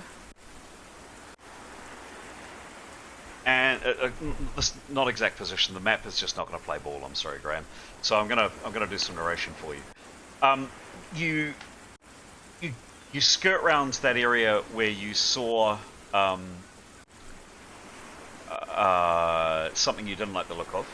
You've hugged hard to the right of that, and you're making your way through the underbrush, and you see in front of you almost like a quite a corridor, but a chunk of rock on one side and a chunk of rock on the other. And you were present when the description of how to get into this area was given to you, and you were told to head through there. You're moving very, very cautiously through the undergrowth, but I would like I'd like 3 rolls, please. I'd like a perception roll, I'd like a stalk and hide roll, and I'd like a check traps roll. 100. That's 300s tonight. Yeah. So this is your this is your stalk and hide. Yep. Cool. Okay. Well, she is incredibly silent. I mean, to be fair, there is so much rain that sound, at least, would be completely muffled in most cases, anyway. And the sound definitely of the waves hitting the shore is quite a bit louder when you get here. You're definitely getting closer to the cliff edge. She thinks she's pretty damn quiet. Cool. Now, 2 rolls. One is perception. And hide, of course. She is cognizant of the. She's stalking and hiding, just so you're aware. Yep. Yeah. So, what's the next one? Is it a so stalk and hide? You either do one or the other, by the way. Okay. Yep. Unless you. Yep. So it's the. Yes. Oh, I'll hide then. Okay. She's not moving forward? Oh, yeah. I see what you mean. No, okay. I'll stalk, and then when I reach a point, I'll hide to look. Does that make sense? Okay. Yes. Okay, so the next roll, is it a check traps roll, or is it a perception roll? Check traps for... Cool, done. Go. 62. 62. Oh, and her bonus was 54, I think. Yep. No, nothing in this area. And then lastly, just a general perception roll, please. 71 plus 75.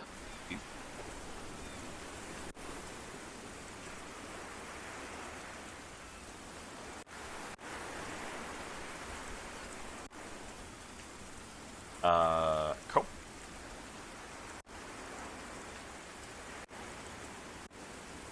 All right.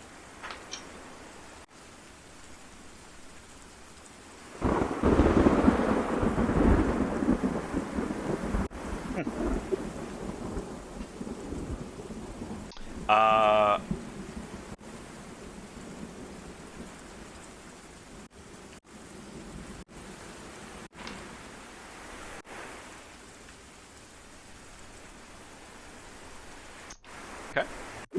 She moves forward, very, very cautiously. Give me another perception roll, please.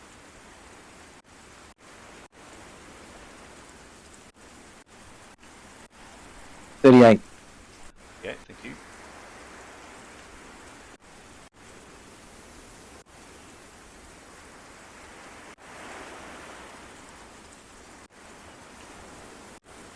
And plus, what was it again, please? 75. Cool. Okay.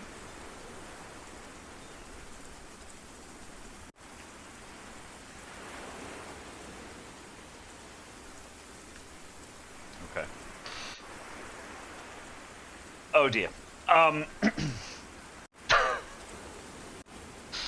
You seen the movie Predator before, Graham? Yep. Yep. So,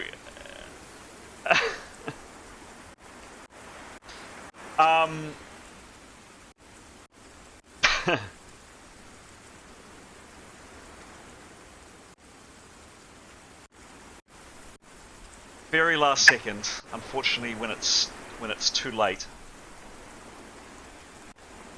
Nearly too late for both of you, actually. He wasn't rolling well either.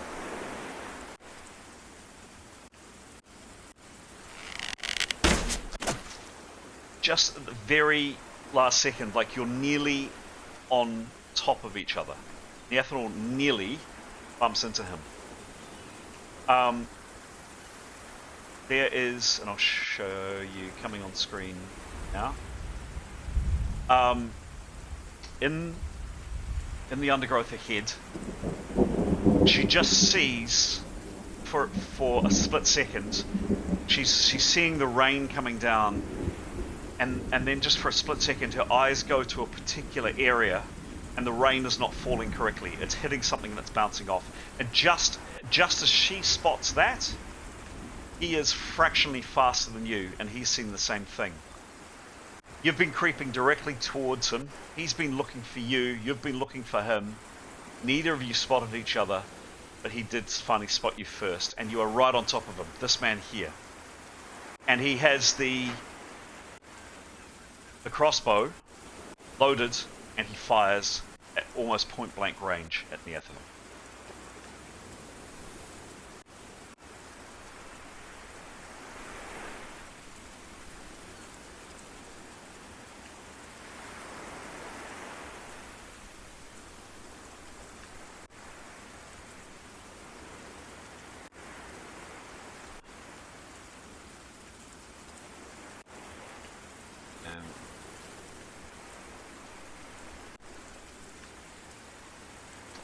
and yells.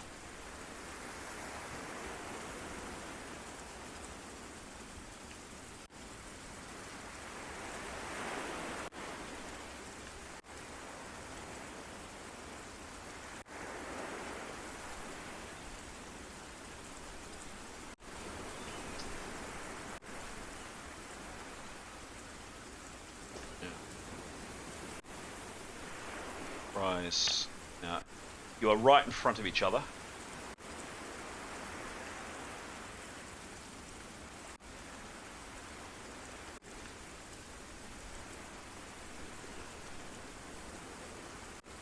So the range is top of you.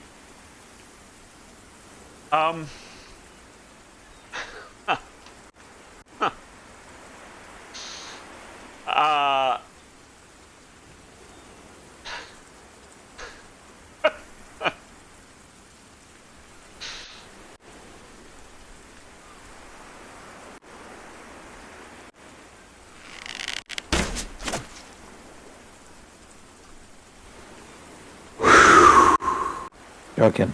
Missed. Twice in one day. He is right at you. How the hell could he miss? He's like 15 foot away from you. You don't know how he missed. Maybe he's just not good with the crossbow. The bolts go sailing off into the undergrowth. It was your DB. Just out of interest, if I remove your DB.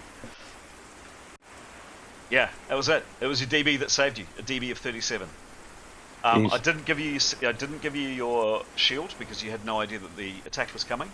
If you didn't have your DB of 37, he would have given you a D-puncture. So her split seconds, her absolute, almost like cat-like instincts save her, and she just leaps out of the way in time. He drops the bow for a 0 action, and then he launches himself into the air and flies directly up. What does she do? In one round? Yes. Fuck. Quite good. So can you do that? She, out of interest, so you could hold a spell and hold a crossbow. So firing a crossbow is a 0 move. Right. Yep. Dropping That's a weapon. Sorry. Firing a crossbow is a 50% action. Dropping something is a 0 action. Yeah. Casting a spell, obviously, you'd need to cast the spell, but he flies. Yeah. For whatever reason. When you say fly, which direction has he flown? Straight up. Straight up. Okay, well the game's up really. Okay, I think she got cover if from now he's gone straight up. She's quite deep in forest, is that right? Yeah, she's pretty deep in the under. But you both were. Seriously, Graham, you were. If you can see my camera, you were doing this. Yeah. You were inching toward. Whoops. You were inching toward, and he didn't spot you. He didn't spot you, but right on top of each other. Yes. You. I haven't said that. I'm still invisible, right? Yes. Okay. Then I think as soon as he flies up, yep. I'd like to move and change position. Yep. I'm not where I was, and then alert Tanya. Okay. 100 foot away. Yep. And then actions from there. Well, I'm gonna say, been discovered, man flying with. Has he got a flaming sword? No. No. Invisible man discovered me. He's now flying above the trees. Game's up. I'm hiding. I'm coming. Do you? May as well come forward. No.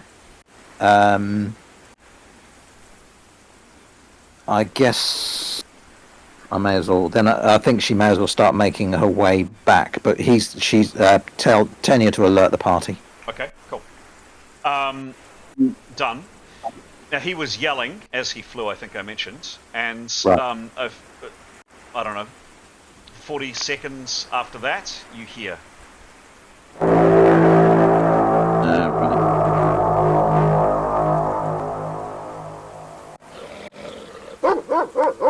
All right, I'll run back. Okay.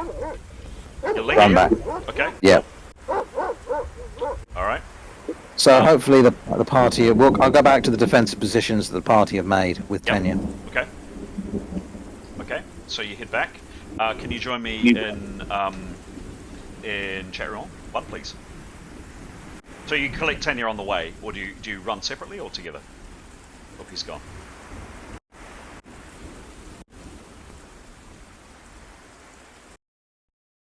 Hello, folks. All right. Good rolls. So you've been good enough. You've probably been about 20 minutes, and all of a sudden, out of the pouring rain in front of you, you just hear.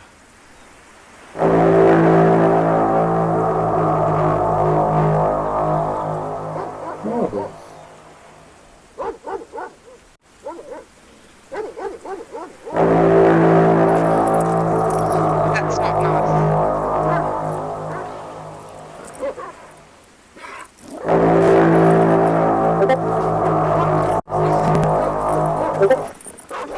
And minutes after that, literally 30 or 40 seconds after that, are now visible Neathanal. Because when you run, of course, you become visible. And Tanya are up here amongst you. What do you do? Ask what's happened. Should we run? Alerted. Tanya's invisible guy in the forest. We both discovered each other. He fired. He missed, but he flew up into the air before I could do anything and alerted everybody. I suggest we make a stand right here, assuming you've made a defensive position of some sort. GM's going to head to the bathroom. Back in a sec. Oh, well, no, we haven't made it serious. We're all standing around chatting. Off the side. Yeah, so basically I crept forward, found a trap, went round it, and then basically we virtually walked into each other. We were both invisible and kind of virtually walked into each other. He shot with a crossbow but missed somehow at point blank range, and in the same round flew up into the sky. He's the flaming sword guy. And then he shouted. Fiction moment. Yeah, a bit annoying. So sorry, not much I can do about that really. We basically bumped into, neither of us saw each other until we were on each other. So yeah, they're coming, but I guess we've got to make a stand at some point, and so there's some open ground in front of us, right? Yeah, should we put some walls up? Start blinking. I reckon your animal sleep might come in handy, given there's dogs coming. Yeah, he's also got beast mastery skills specifying in wolves, which I guess is dogs as well, so maybe he could, like, I don't know, get them on his side. Yeah, we'll check the range, huh? Yep. Oh, it's just like a skill that he has. Ah, does he have to touch them though? Oh, I don't know, it doesn't say. I doubt we won't have time for training or anything, it's just going to be... Okay, well, yeah, maybe some sleeps. I can't see the picture. Right, I'm just going to get to the bathroom.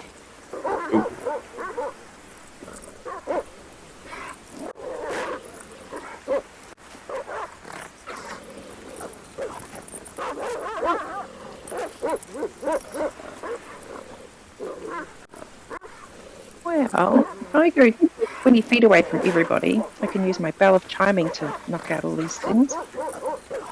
But I really want to be that far away. What are you guys going to do?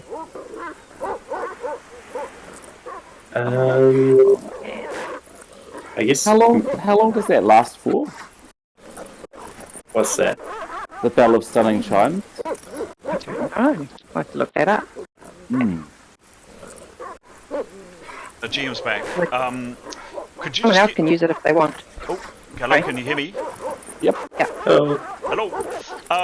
Could you give me a sense, roughly, of what your plans are, just to help me map out a little bit more of what I should be doing?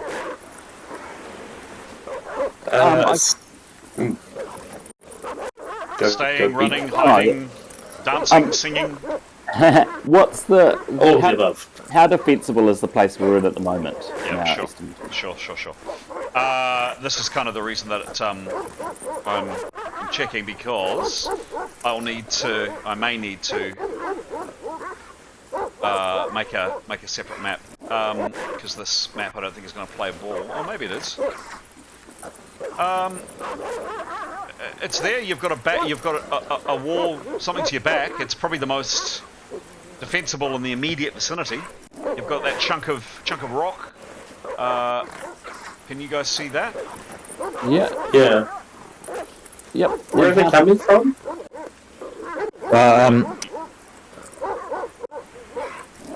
Can I describe what I'll just describe what I saw, shall I? Sure. Yeah, basically I rounded this rock and there's a cleft between two pieces of rock which I walked into, and then it opens up to the cliff.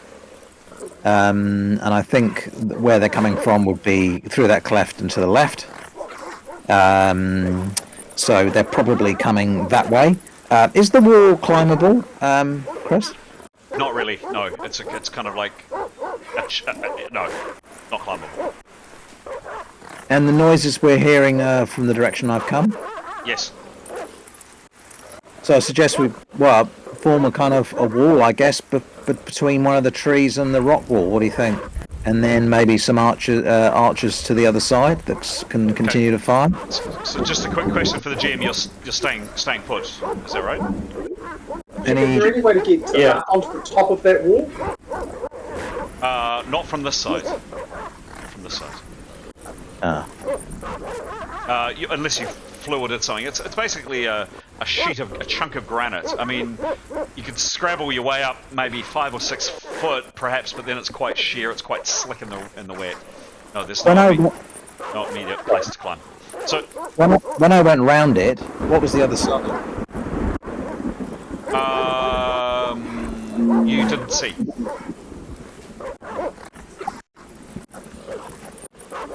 Because obviously we don't want them coming down on us. No.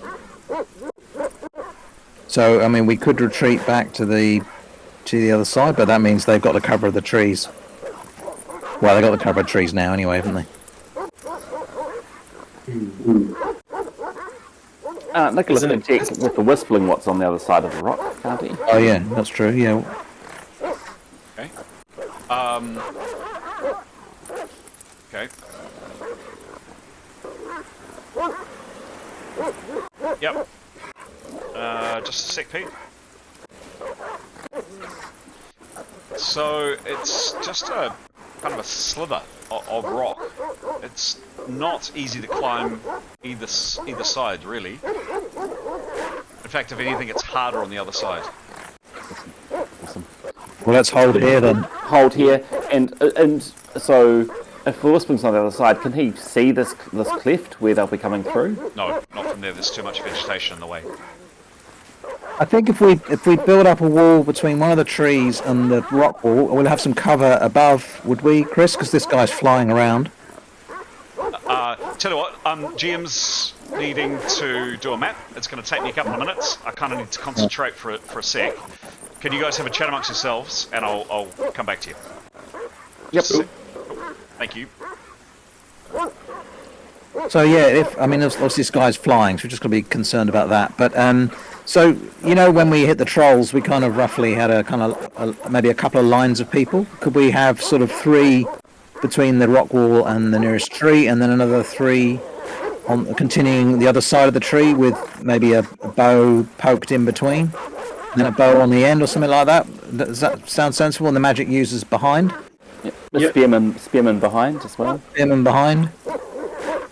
Yep, that sounds good.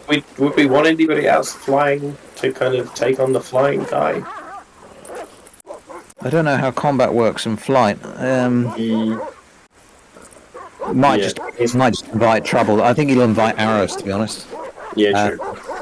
But if we had, say, the Twilight, if Gray, Askell, and Severin lined up on one side of the tree, and then Etienne, Tarquin, and Leif on the other side, so you've got a wall, and then Demos in behind, so he can also attack with his, maybe Demos just in the wall as well, right, with a spear, and then on either end, or rather nearest the tree, maybe Tenya, and then on the other end of the wall, Mithan, and then what are the Karos and Nicholas and Jada behind? What do we think? Yep, that sounds good. I think Jada would be quite good if you could look behind, or somebody, just in case that they try to come up behind us. If that is the case, then maybe we can collapse the hero wall and go on the other side, so we kind of fight them on two sides, if you see what I mean. But we also have the option, I think someone mentioned it, of making, if Keros doesn't mind, ice walls to give us protection from the side. That's a really good idea. I can do all the walls. Yeah.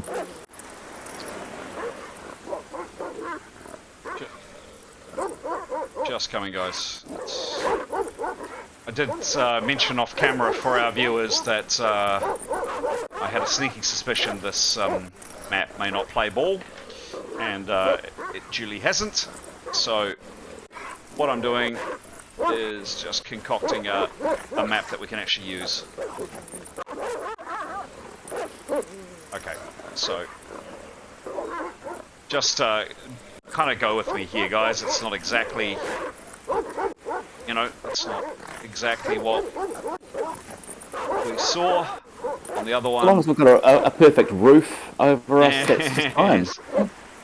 Cool. Just lock all of these. Coming. Okay, cool. Alright. Just talk amongst yourselves, guys, and I'll be with you as soon as I possibly can. Oh, there we are.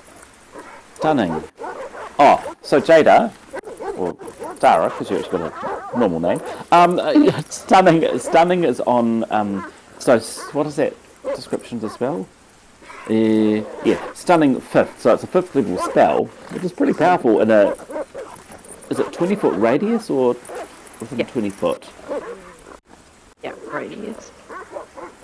Yeah, that's pretty powerful. So stunning says the effect of the spell is target is stunned. But the amount of stun is 1 round per 10% failure. So each target would have to do a resistance roll to the spell, and for every 10% that they failed by, they'll get an extra round of stun. Oh. So when you ring that bell, roll well. Well, yeah, when you ring that bell, people have got the chance of not being stunned.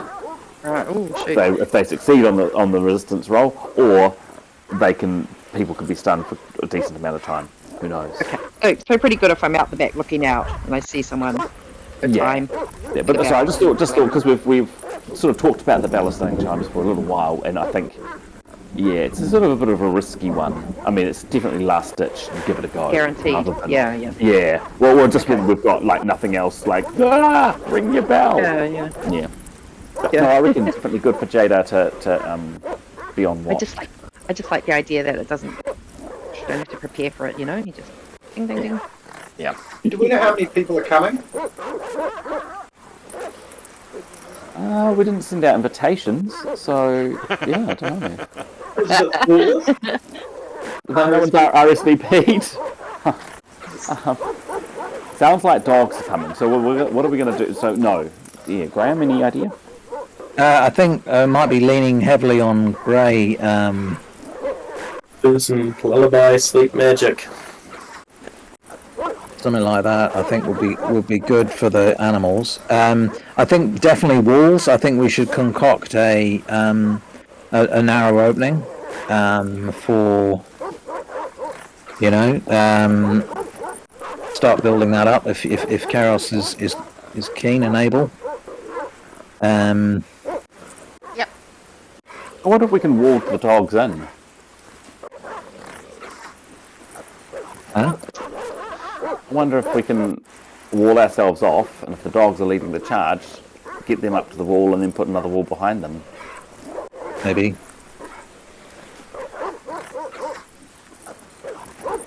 All right.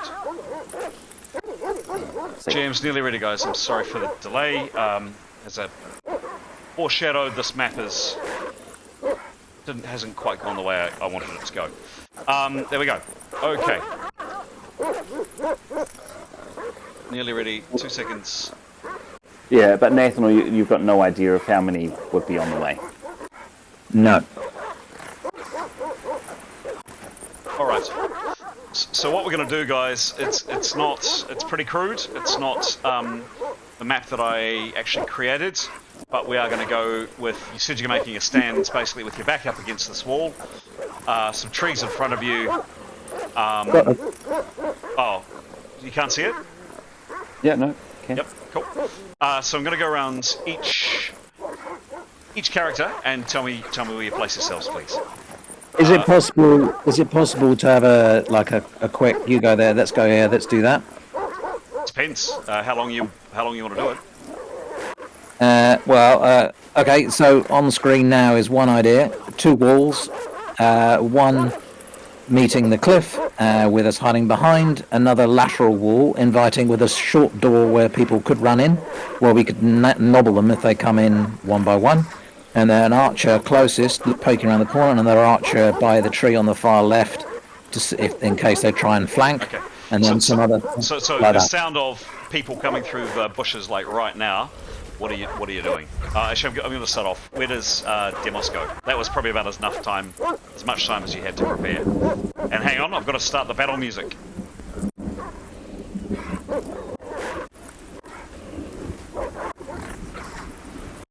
Arios will go first. Oh, yeah.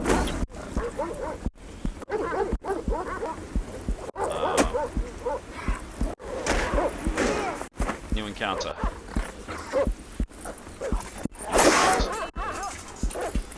Initiative.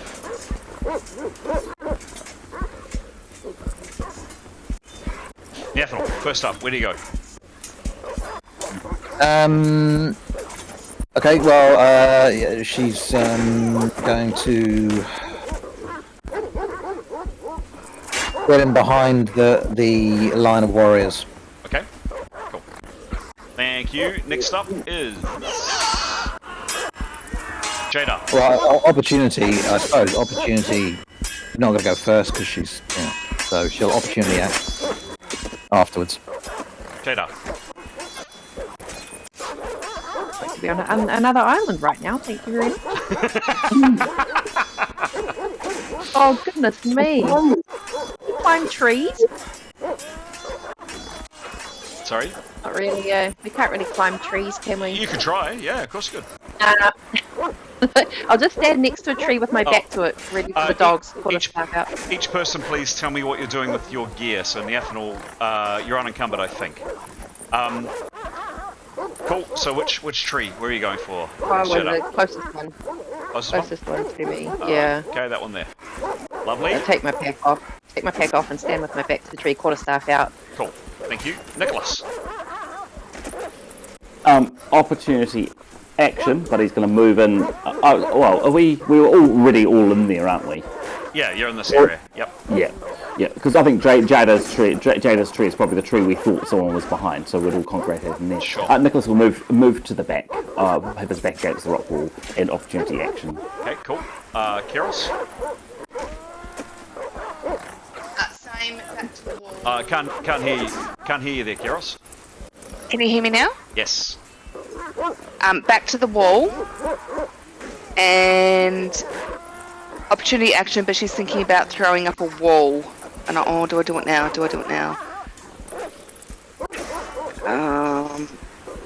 think Alex. Yep. Okay. I'm going to throw up a wall. I'm going to throw up an ice wall. And I'm going to throw it. Can you just with the new map remind me where the noise is coming from? This direction. And can I throw up? And this direction. And this direction. Okay. Good grief. Can I throw up an ice wall? Yep. At my closest edge of that rock face, does that drop over the... Oh, yeah. Just to cut off, like, at a 90-degree angle there? So at the end? Do you know? So, like, here?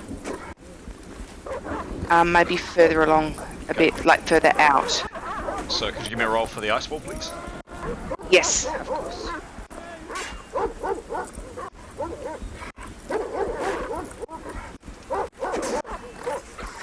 It is 5. Oh, it's not a 1 or a 2. You're very, very lucky. I need.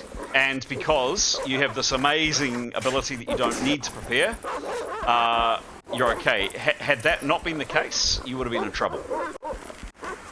Where does your ice wall go, please, Keros? It has to sit next to, so up flush against the rock as much as it can.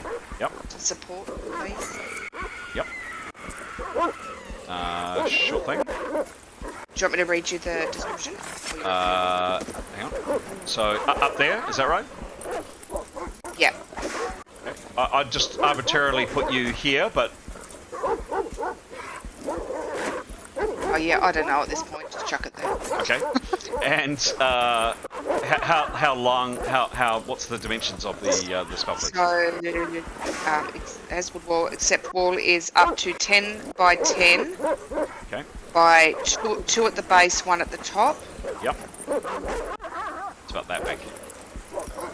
Cool. There is now. Where's my icy sound effects? Here's my icy sound effects.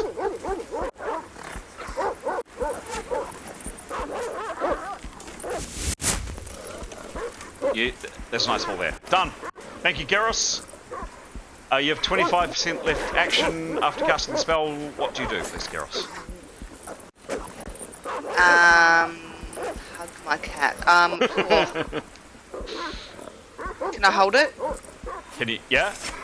Yep. Hold. Leif. Leif will move into move in front of Keros, basically. Okay. Happy to be directed by Severin. Okay. Cool. Lovely. Yep. So opportunity movement to be directed by Great. Severin. Yep. Got it. Opportunity movement to be directed by Severin. Great. Gray. Yeah, he's probably going to option for something similar. He was going to be lining up with Gray and Eskel, I think, the hero kind of line up. Yeah. Can't remember where that was. It was kind of like opposite to the spellcasters. All right. Okay. Etienne. We'll wait for Severin to call line up. All right. Eskel. Yeah, Eskel would like to cast Shield, which is just a instant spell. Yep, give me one, please. 1 or 2 it fails. Go for it. And then he would move. Cool. Oh, hang on a second. The right channel.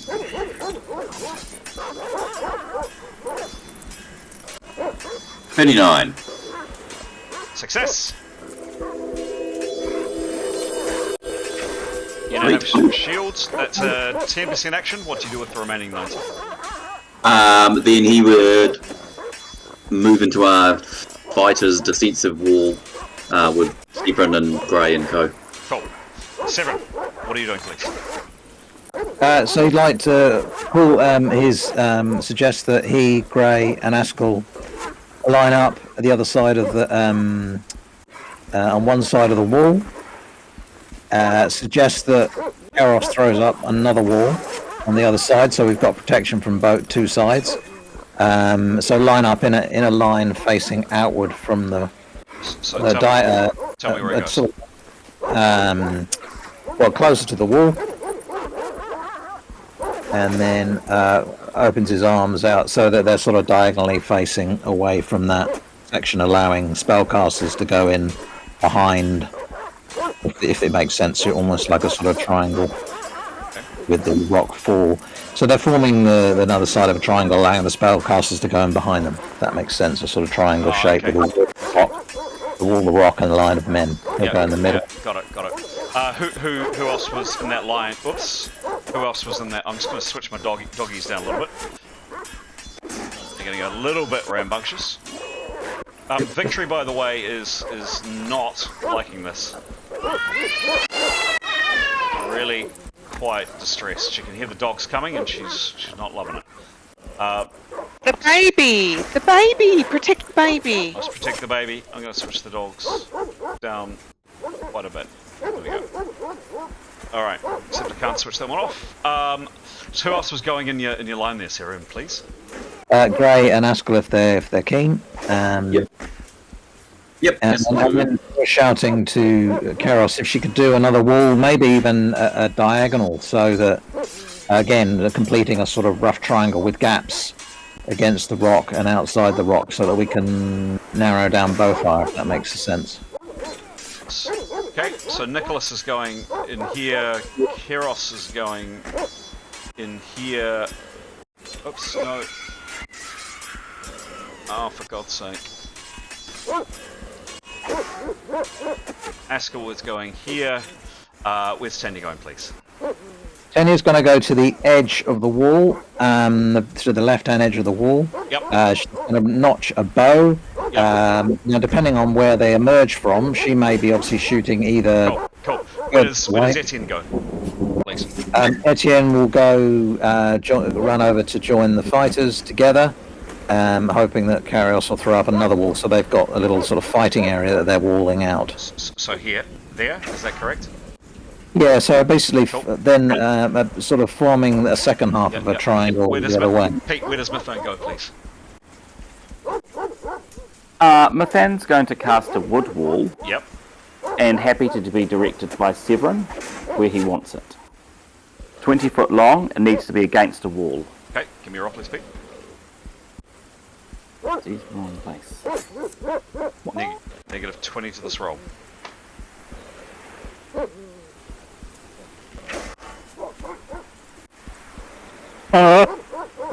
What was the roll? Wouldn't have mattered. 1. Oh, Pete! Jesus, no.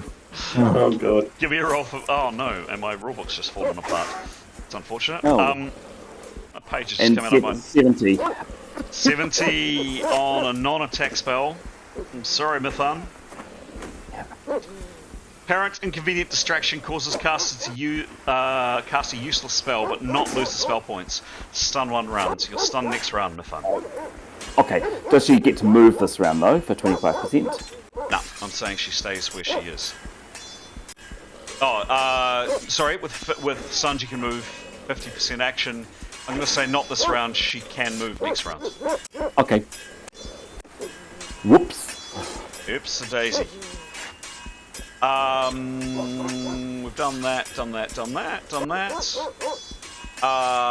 Tarquin, where's Tarquin going, please?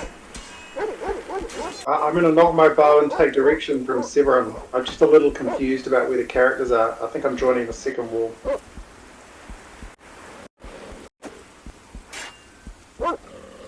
Okay, I'm going to put Tarquin here. Oops. Thank you. There we go. Neathanel? Neathanel will go alongside Tanya and start preparing. Okay, cool. Done. Oops. Sorry.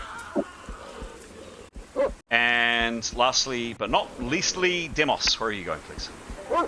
I think he'll go in near, maybe just a little bit closer to, like, I think it's Severin, and yeah, oh, that'll do. You know what, that'll do. Just not having a fun time with this map. Alright, Grey's on the ends, and Leif, you're moving into line as well. Yep, correct. Cool. Alright. Can I go over there as well? Too late. So Neathral's on the other side of Tanya. Yep. Yeah. No. Yeah. Let's see if I can do that. No, I'm not sure if I can. No. Okay. Gillian noted, Graham. Got it. Got it. Jadar comes in where, please? Oh, at the wall. At the door. Done. I was too nervous to run in case I got shot, but cool. We look safe there. There we go. End of rounds. Next rounds. Initiative. Just to check, I don't think I've missed anybody. Victory has actually started climbing a tree. She's terrified. Rolling initiative. We're off. Okay. Jumping off screen for a second. Go.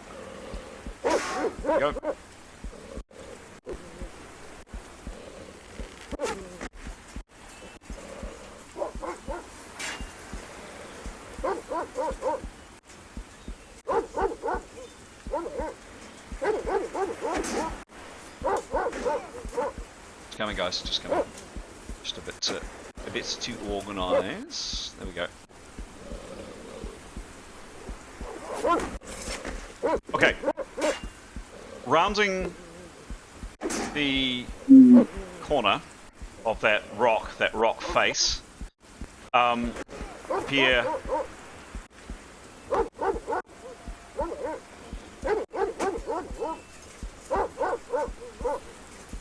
these friendly fellows. Two of them. They've just rounded the corner this round. I'll show you the screen. They've just come around the corner here and have seen and smelled you by the looks of it. And next round are going to try to take out your throats. Now, there's a very important point I have to make. In this game, respect for animal life is paramount. Is that not right, player of Keros? Yes, it goes without saying. Yes. So, can these... so these dogs... Can they... I mean, they look savage and they look vicious and they're looking to tear your throats out. Can these dogs be killed, Keros? Or can they only be slept? No, if it's between us and them. Okay. All right. Yes. Cool. Thank you. Because something's. It's not them. It's how they've been trained. Okay. Cool. All right. Just wanted to check that. Thank you. Some of you will know what that means. Some of you won't. Neathril, what are you doing, please? Preparing. Okay. Done. And then another one of these rounds the corner here. It's come around this round and it will act next round. It's there. Next to act is Jadar. Jadar, fair to say you can't see through the opaque wall, but you can see these two dogs here. They're savage, they're vicious, they want to take your throats out. Yeah. Any actions? My shield. I think it's instant to find it. Okay. Shield. Yeah. Oh, yeah, instant shield. Okay. So I got, yeah. Okay, make a roll, please.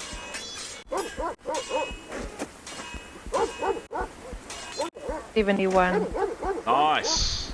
No preparation, but with that roll, you actually didn't need it. You now have a shield up and 25% action left to act. What do you do on that 25%? Get my quarterstaff out, kneel down, up the front. Etienne. Etienne next. That's weird. Mr. Rod very well, Etienne. Yeah, he's going to release the spell he's been holding. Yep. Give me a roll. And cast.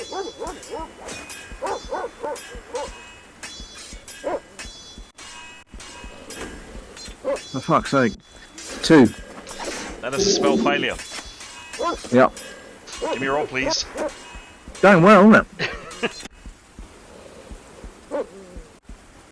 43. 43. Moderate mental lapse causes caster an ineffectual spell but not lose spell points. That is for the third time tonight. Ram, for the third time. Yeah. For the third time, you get a... You're not stunned. You don't lose the points.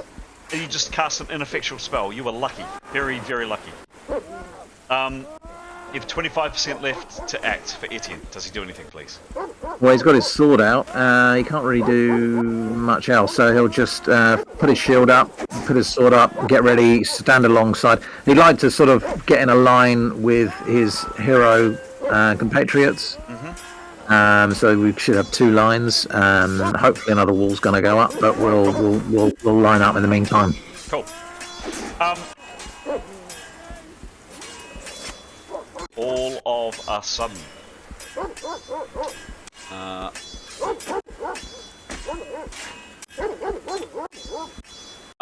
can I get a dice roll, please, between Etienne?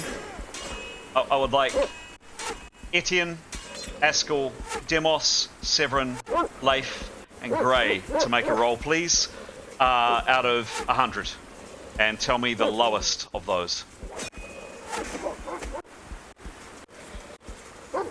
Severin, you've got luck, haven't you? You've got pure... What's your luck ability? 9 luck. It is 20% roll bonus in favour of times of happenstance. Okay, you get plus 20 to this roll, whatever you roll.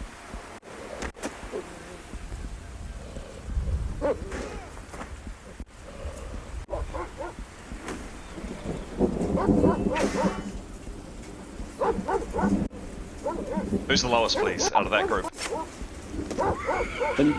I think we're waiting for one more roll. Yeah, no, it's Leif. It's Leif. Leif, I'm very sorry, but all of a sudden there is a crackle of energy, and this man here appears. He is approximately up here, just roughly where my cursor is. Casts the spell at Leif for a 75% action, and then his remaining time he ducks back out of sight. This is the spell on you, Leif.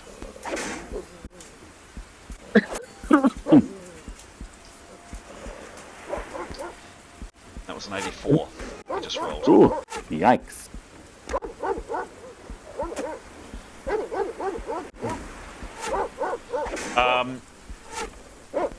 You had your shield out, Leif. You had your DB. Not quite enough to save you, however. 3 and an A critical, and I'm going to roll the critical in public. Here's the A critical coming at you, Leif. Exclamation mark. Oops. Damn it. Space. D100. Here we go, Leif. Cross your fingers. What was that? I just rolled 100.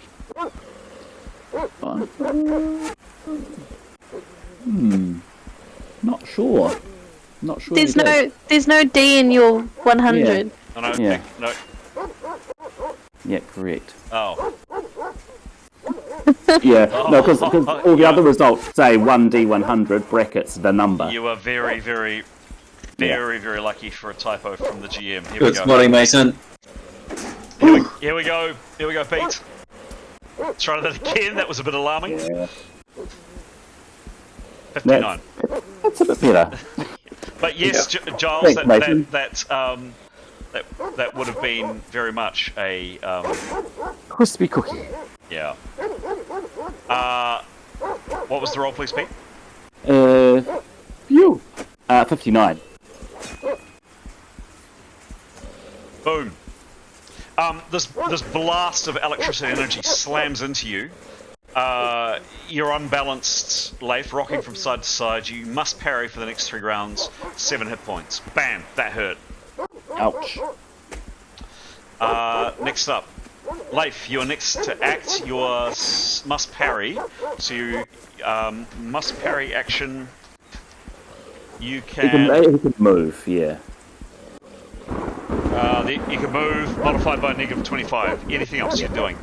Yeah. So he's so that means it's the next 3 rounds means this round and then 2 more rounds, correct? Correct. Yep. He will just choose to move himself out of harm's.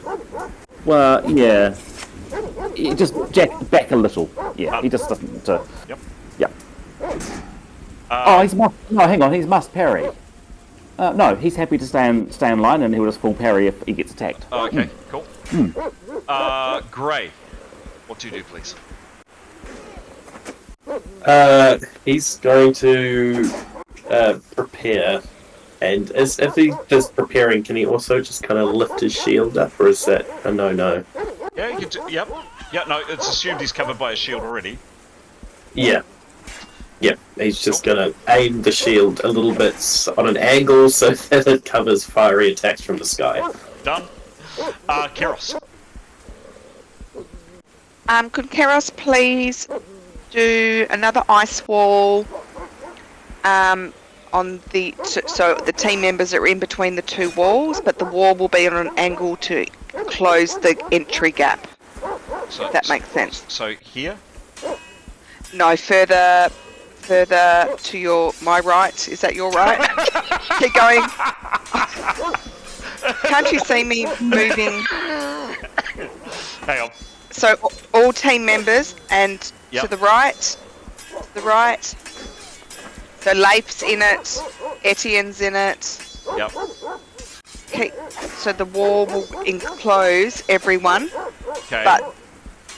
But will come at an angle, so the entry point between the 2 walls meeting is smaller than the point between the 2 walls against the rock.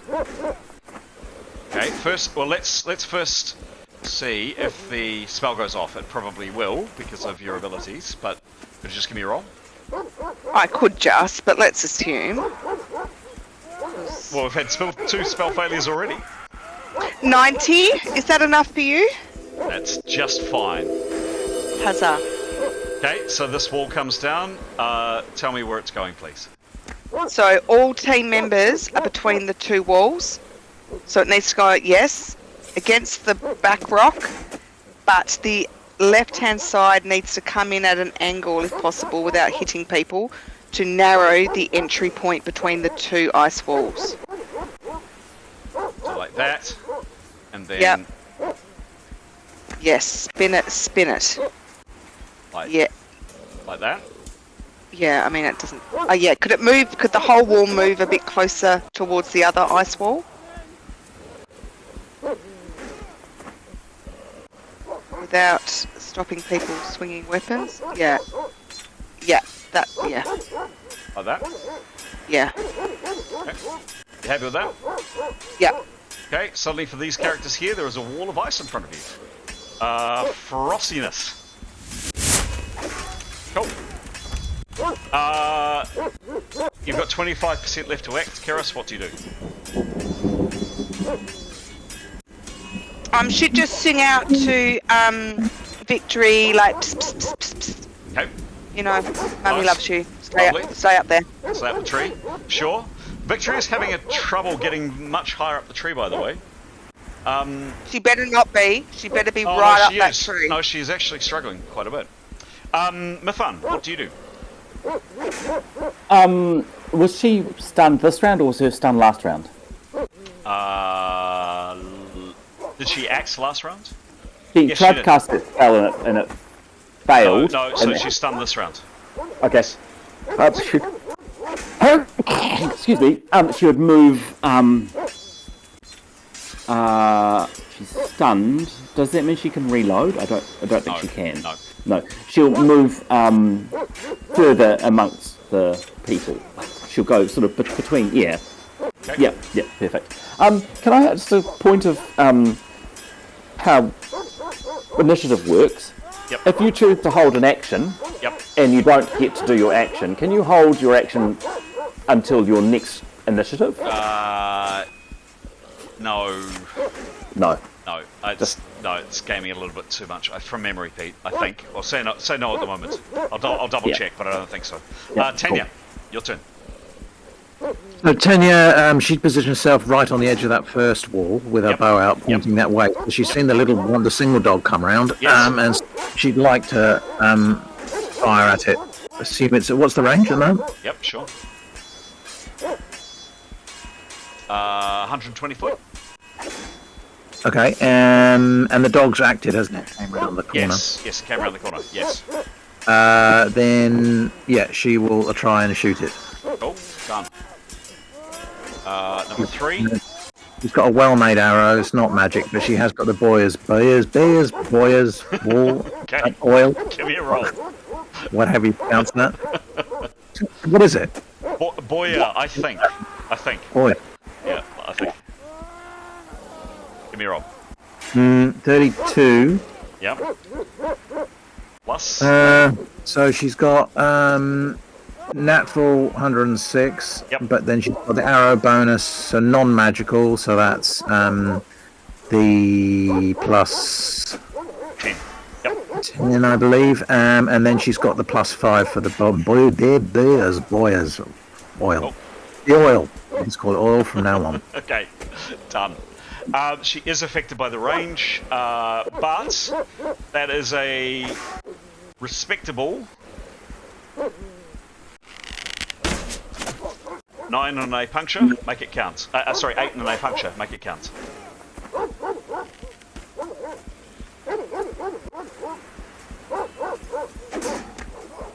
$15. She's got the initiative next round, doesn't one more hit point. The remainder of her rounds? Reload. Done. Next up is Demos. Demos, this ice wall has just appeared here. You're at the end of it. What are you doing? Did Demos see... Was it Leif get hit? Yes, he did.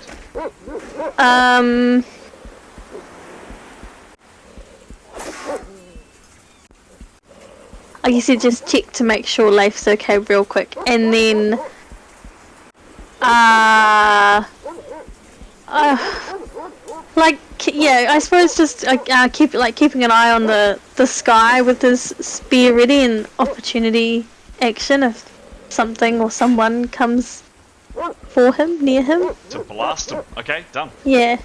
Cool. Thanks, Demos. Askell.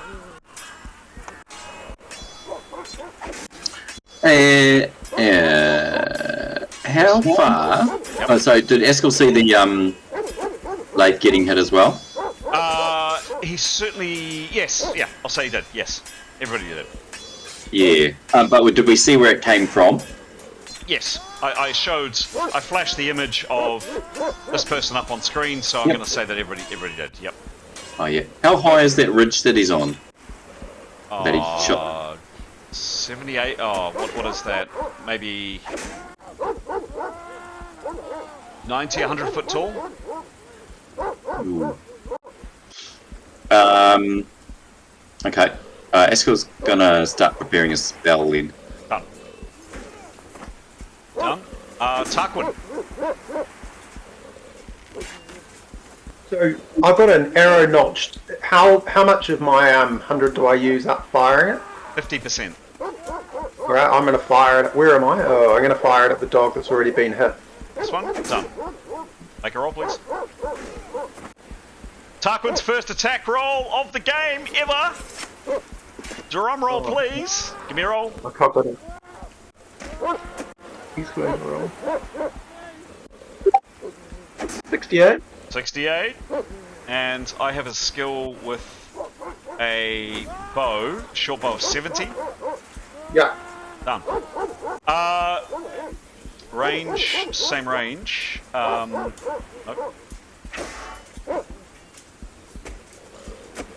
Sorry to say, the range does you a disfavor, Tarquin. If it hadn't been quite so far away, you would have been able to hit it. Your arrow goes off to the side. It misses. Nicholas. Oh, sorry, with the remainder of your rounds, Tarquin. You got 50% action left. Oh, what is this opportunity action people keep using? So when you haven't acted, you can effectively you nominate an action that you want to do later. So you say, I plan to. I'm going to start preparing a spell, and I'll use this up to do that. You can't because you've only got 50%. I don't get what I can do with it. Check that. Do you remember that orange sheet I sent through? Yeah, no, I haven't got it in front of me. I'll stick another arrow. I'll just knock another arrow. Start loading. Done. Cool. Done. Nicholas. That range to that dog is over 100 foot, isn't it? Yeah, 120, yes. Yep, and I assume to the other dogs? He can't see them, admittedly. Knows they're there, though. Well, he can because he's got the whistling. I guess. Maybe. Tenuous. It doesn't have to concentrate on the whistling. That's what he'll be doing. Okay. Yep.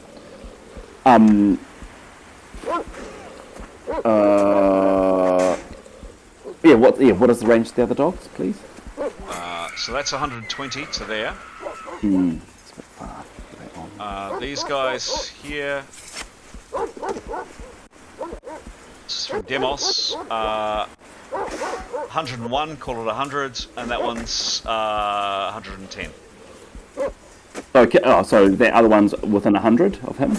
This one is? Yes. Yep. He'll attack it with whistling, please. Okay.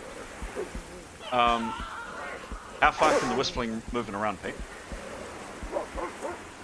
Give me a second. And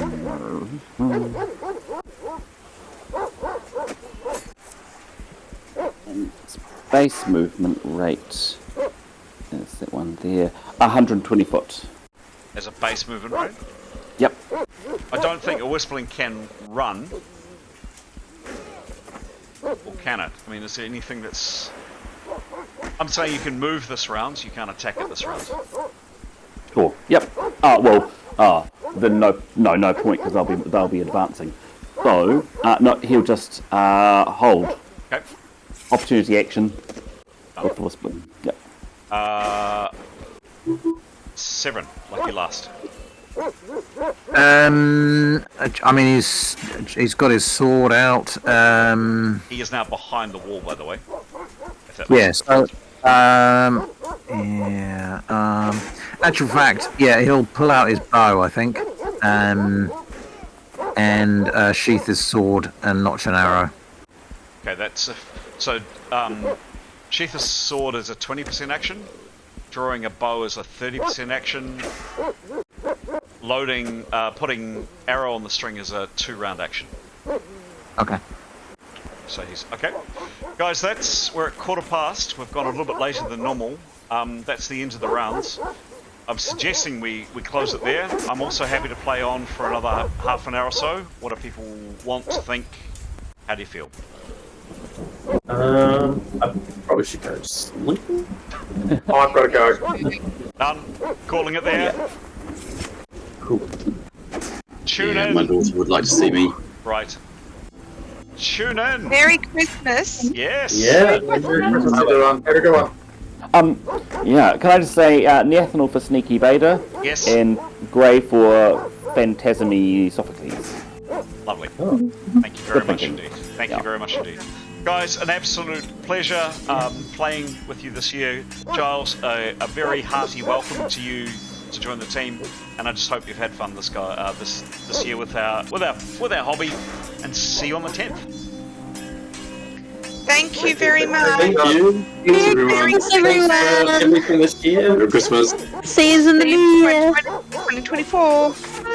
See you guys. Bye. Good night. Bye. Get us soon, Bye. Pete. Bye. Bye. Thanks.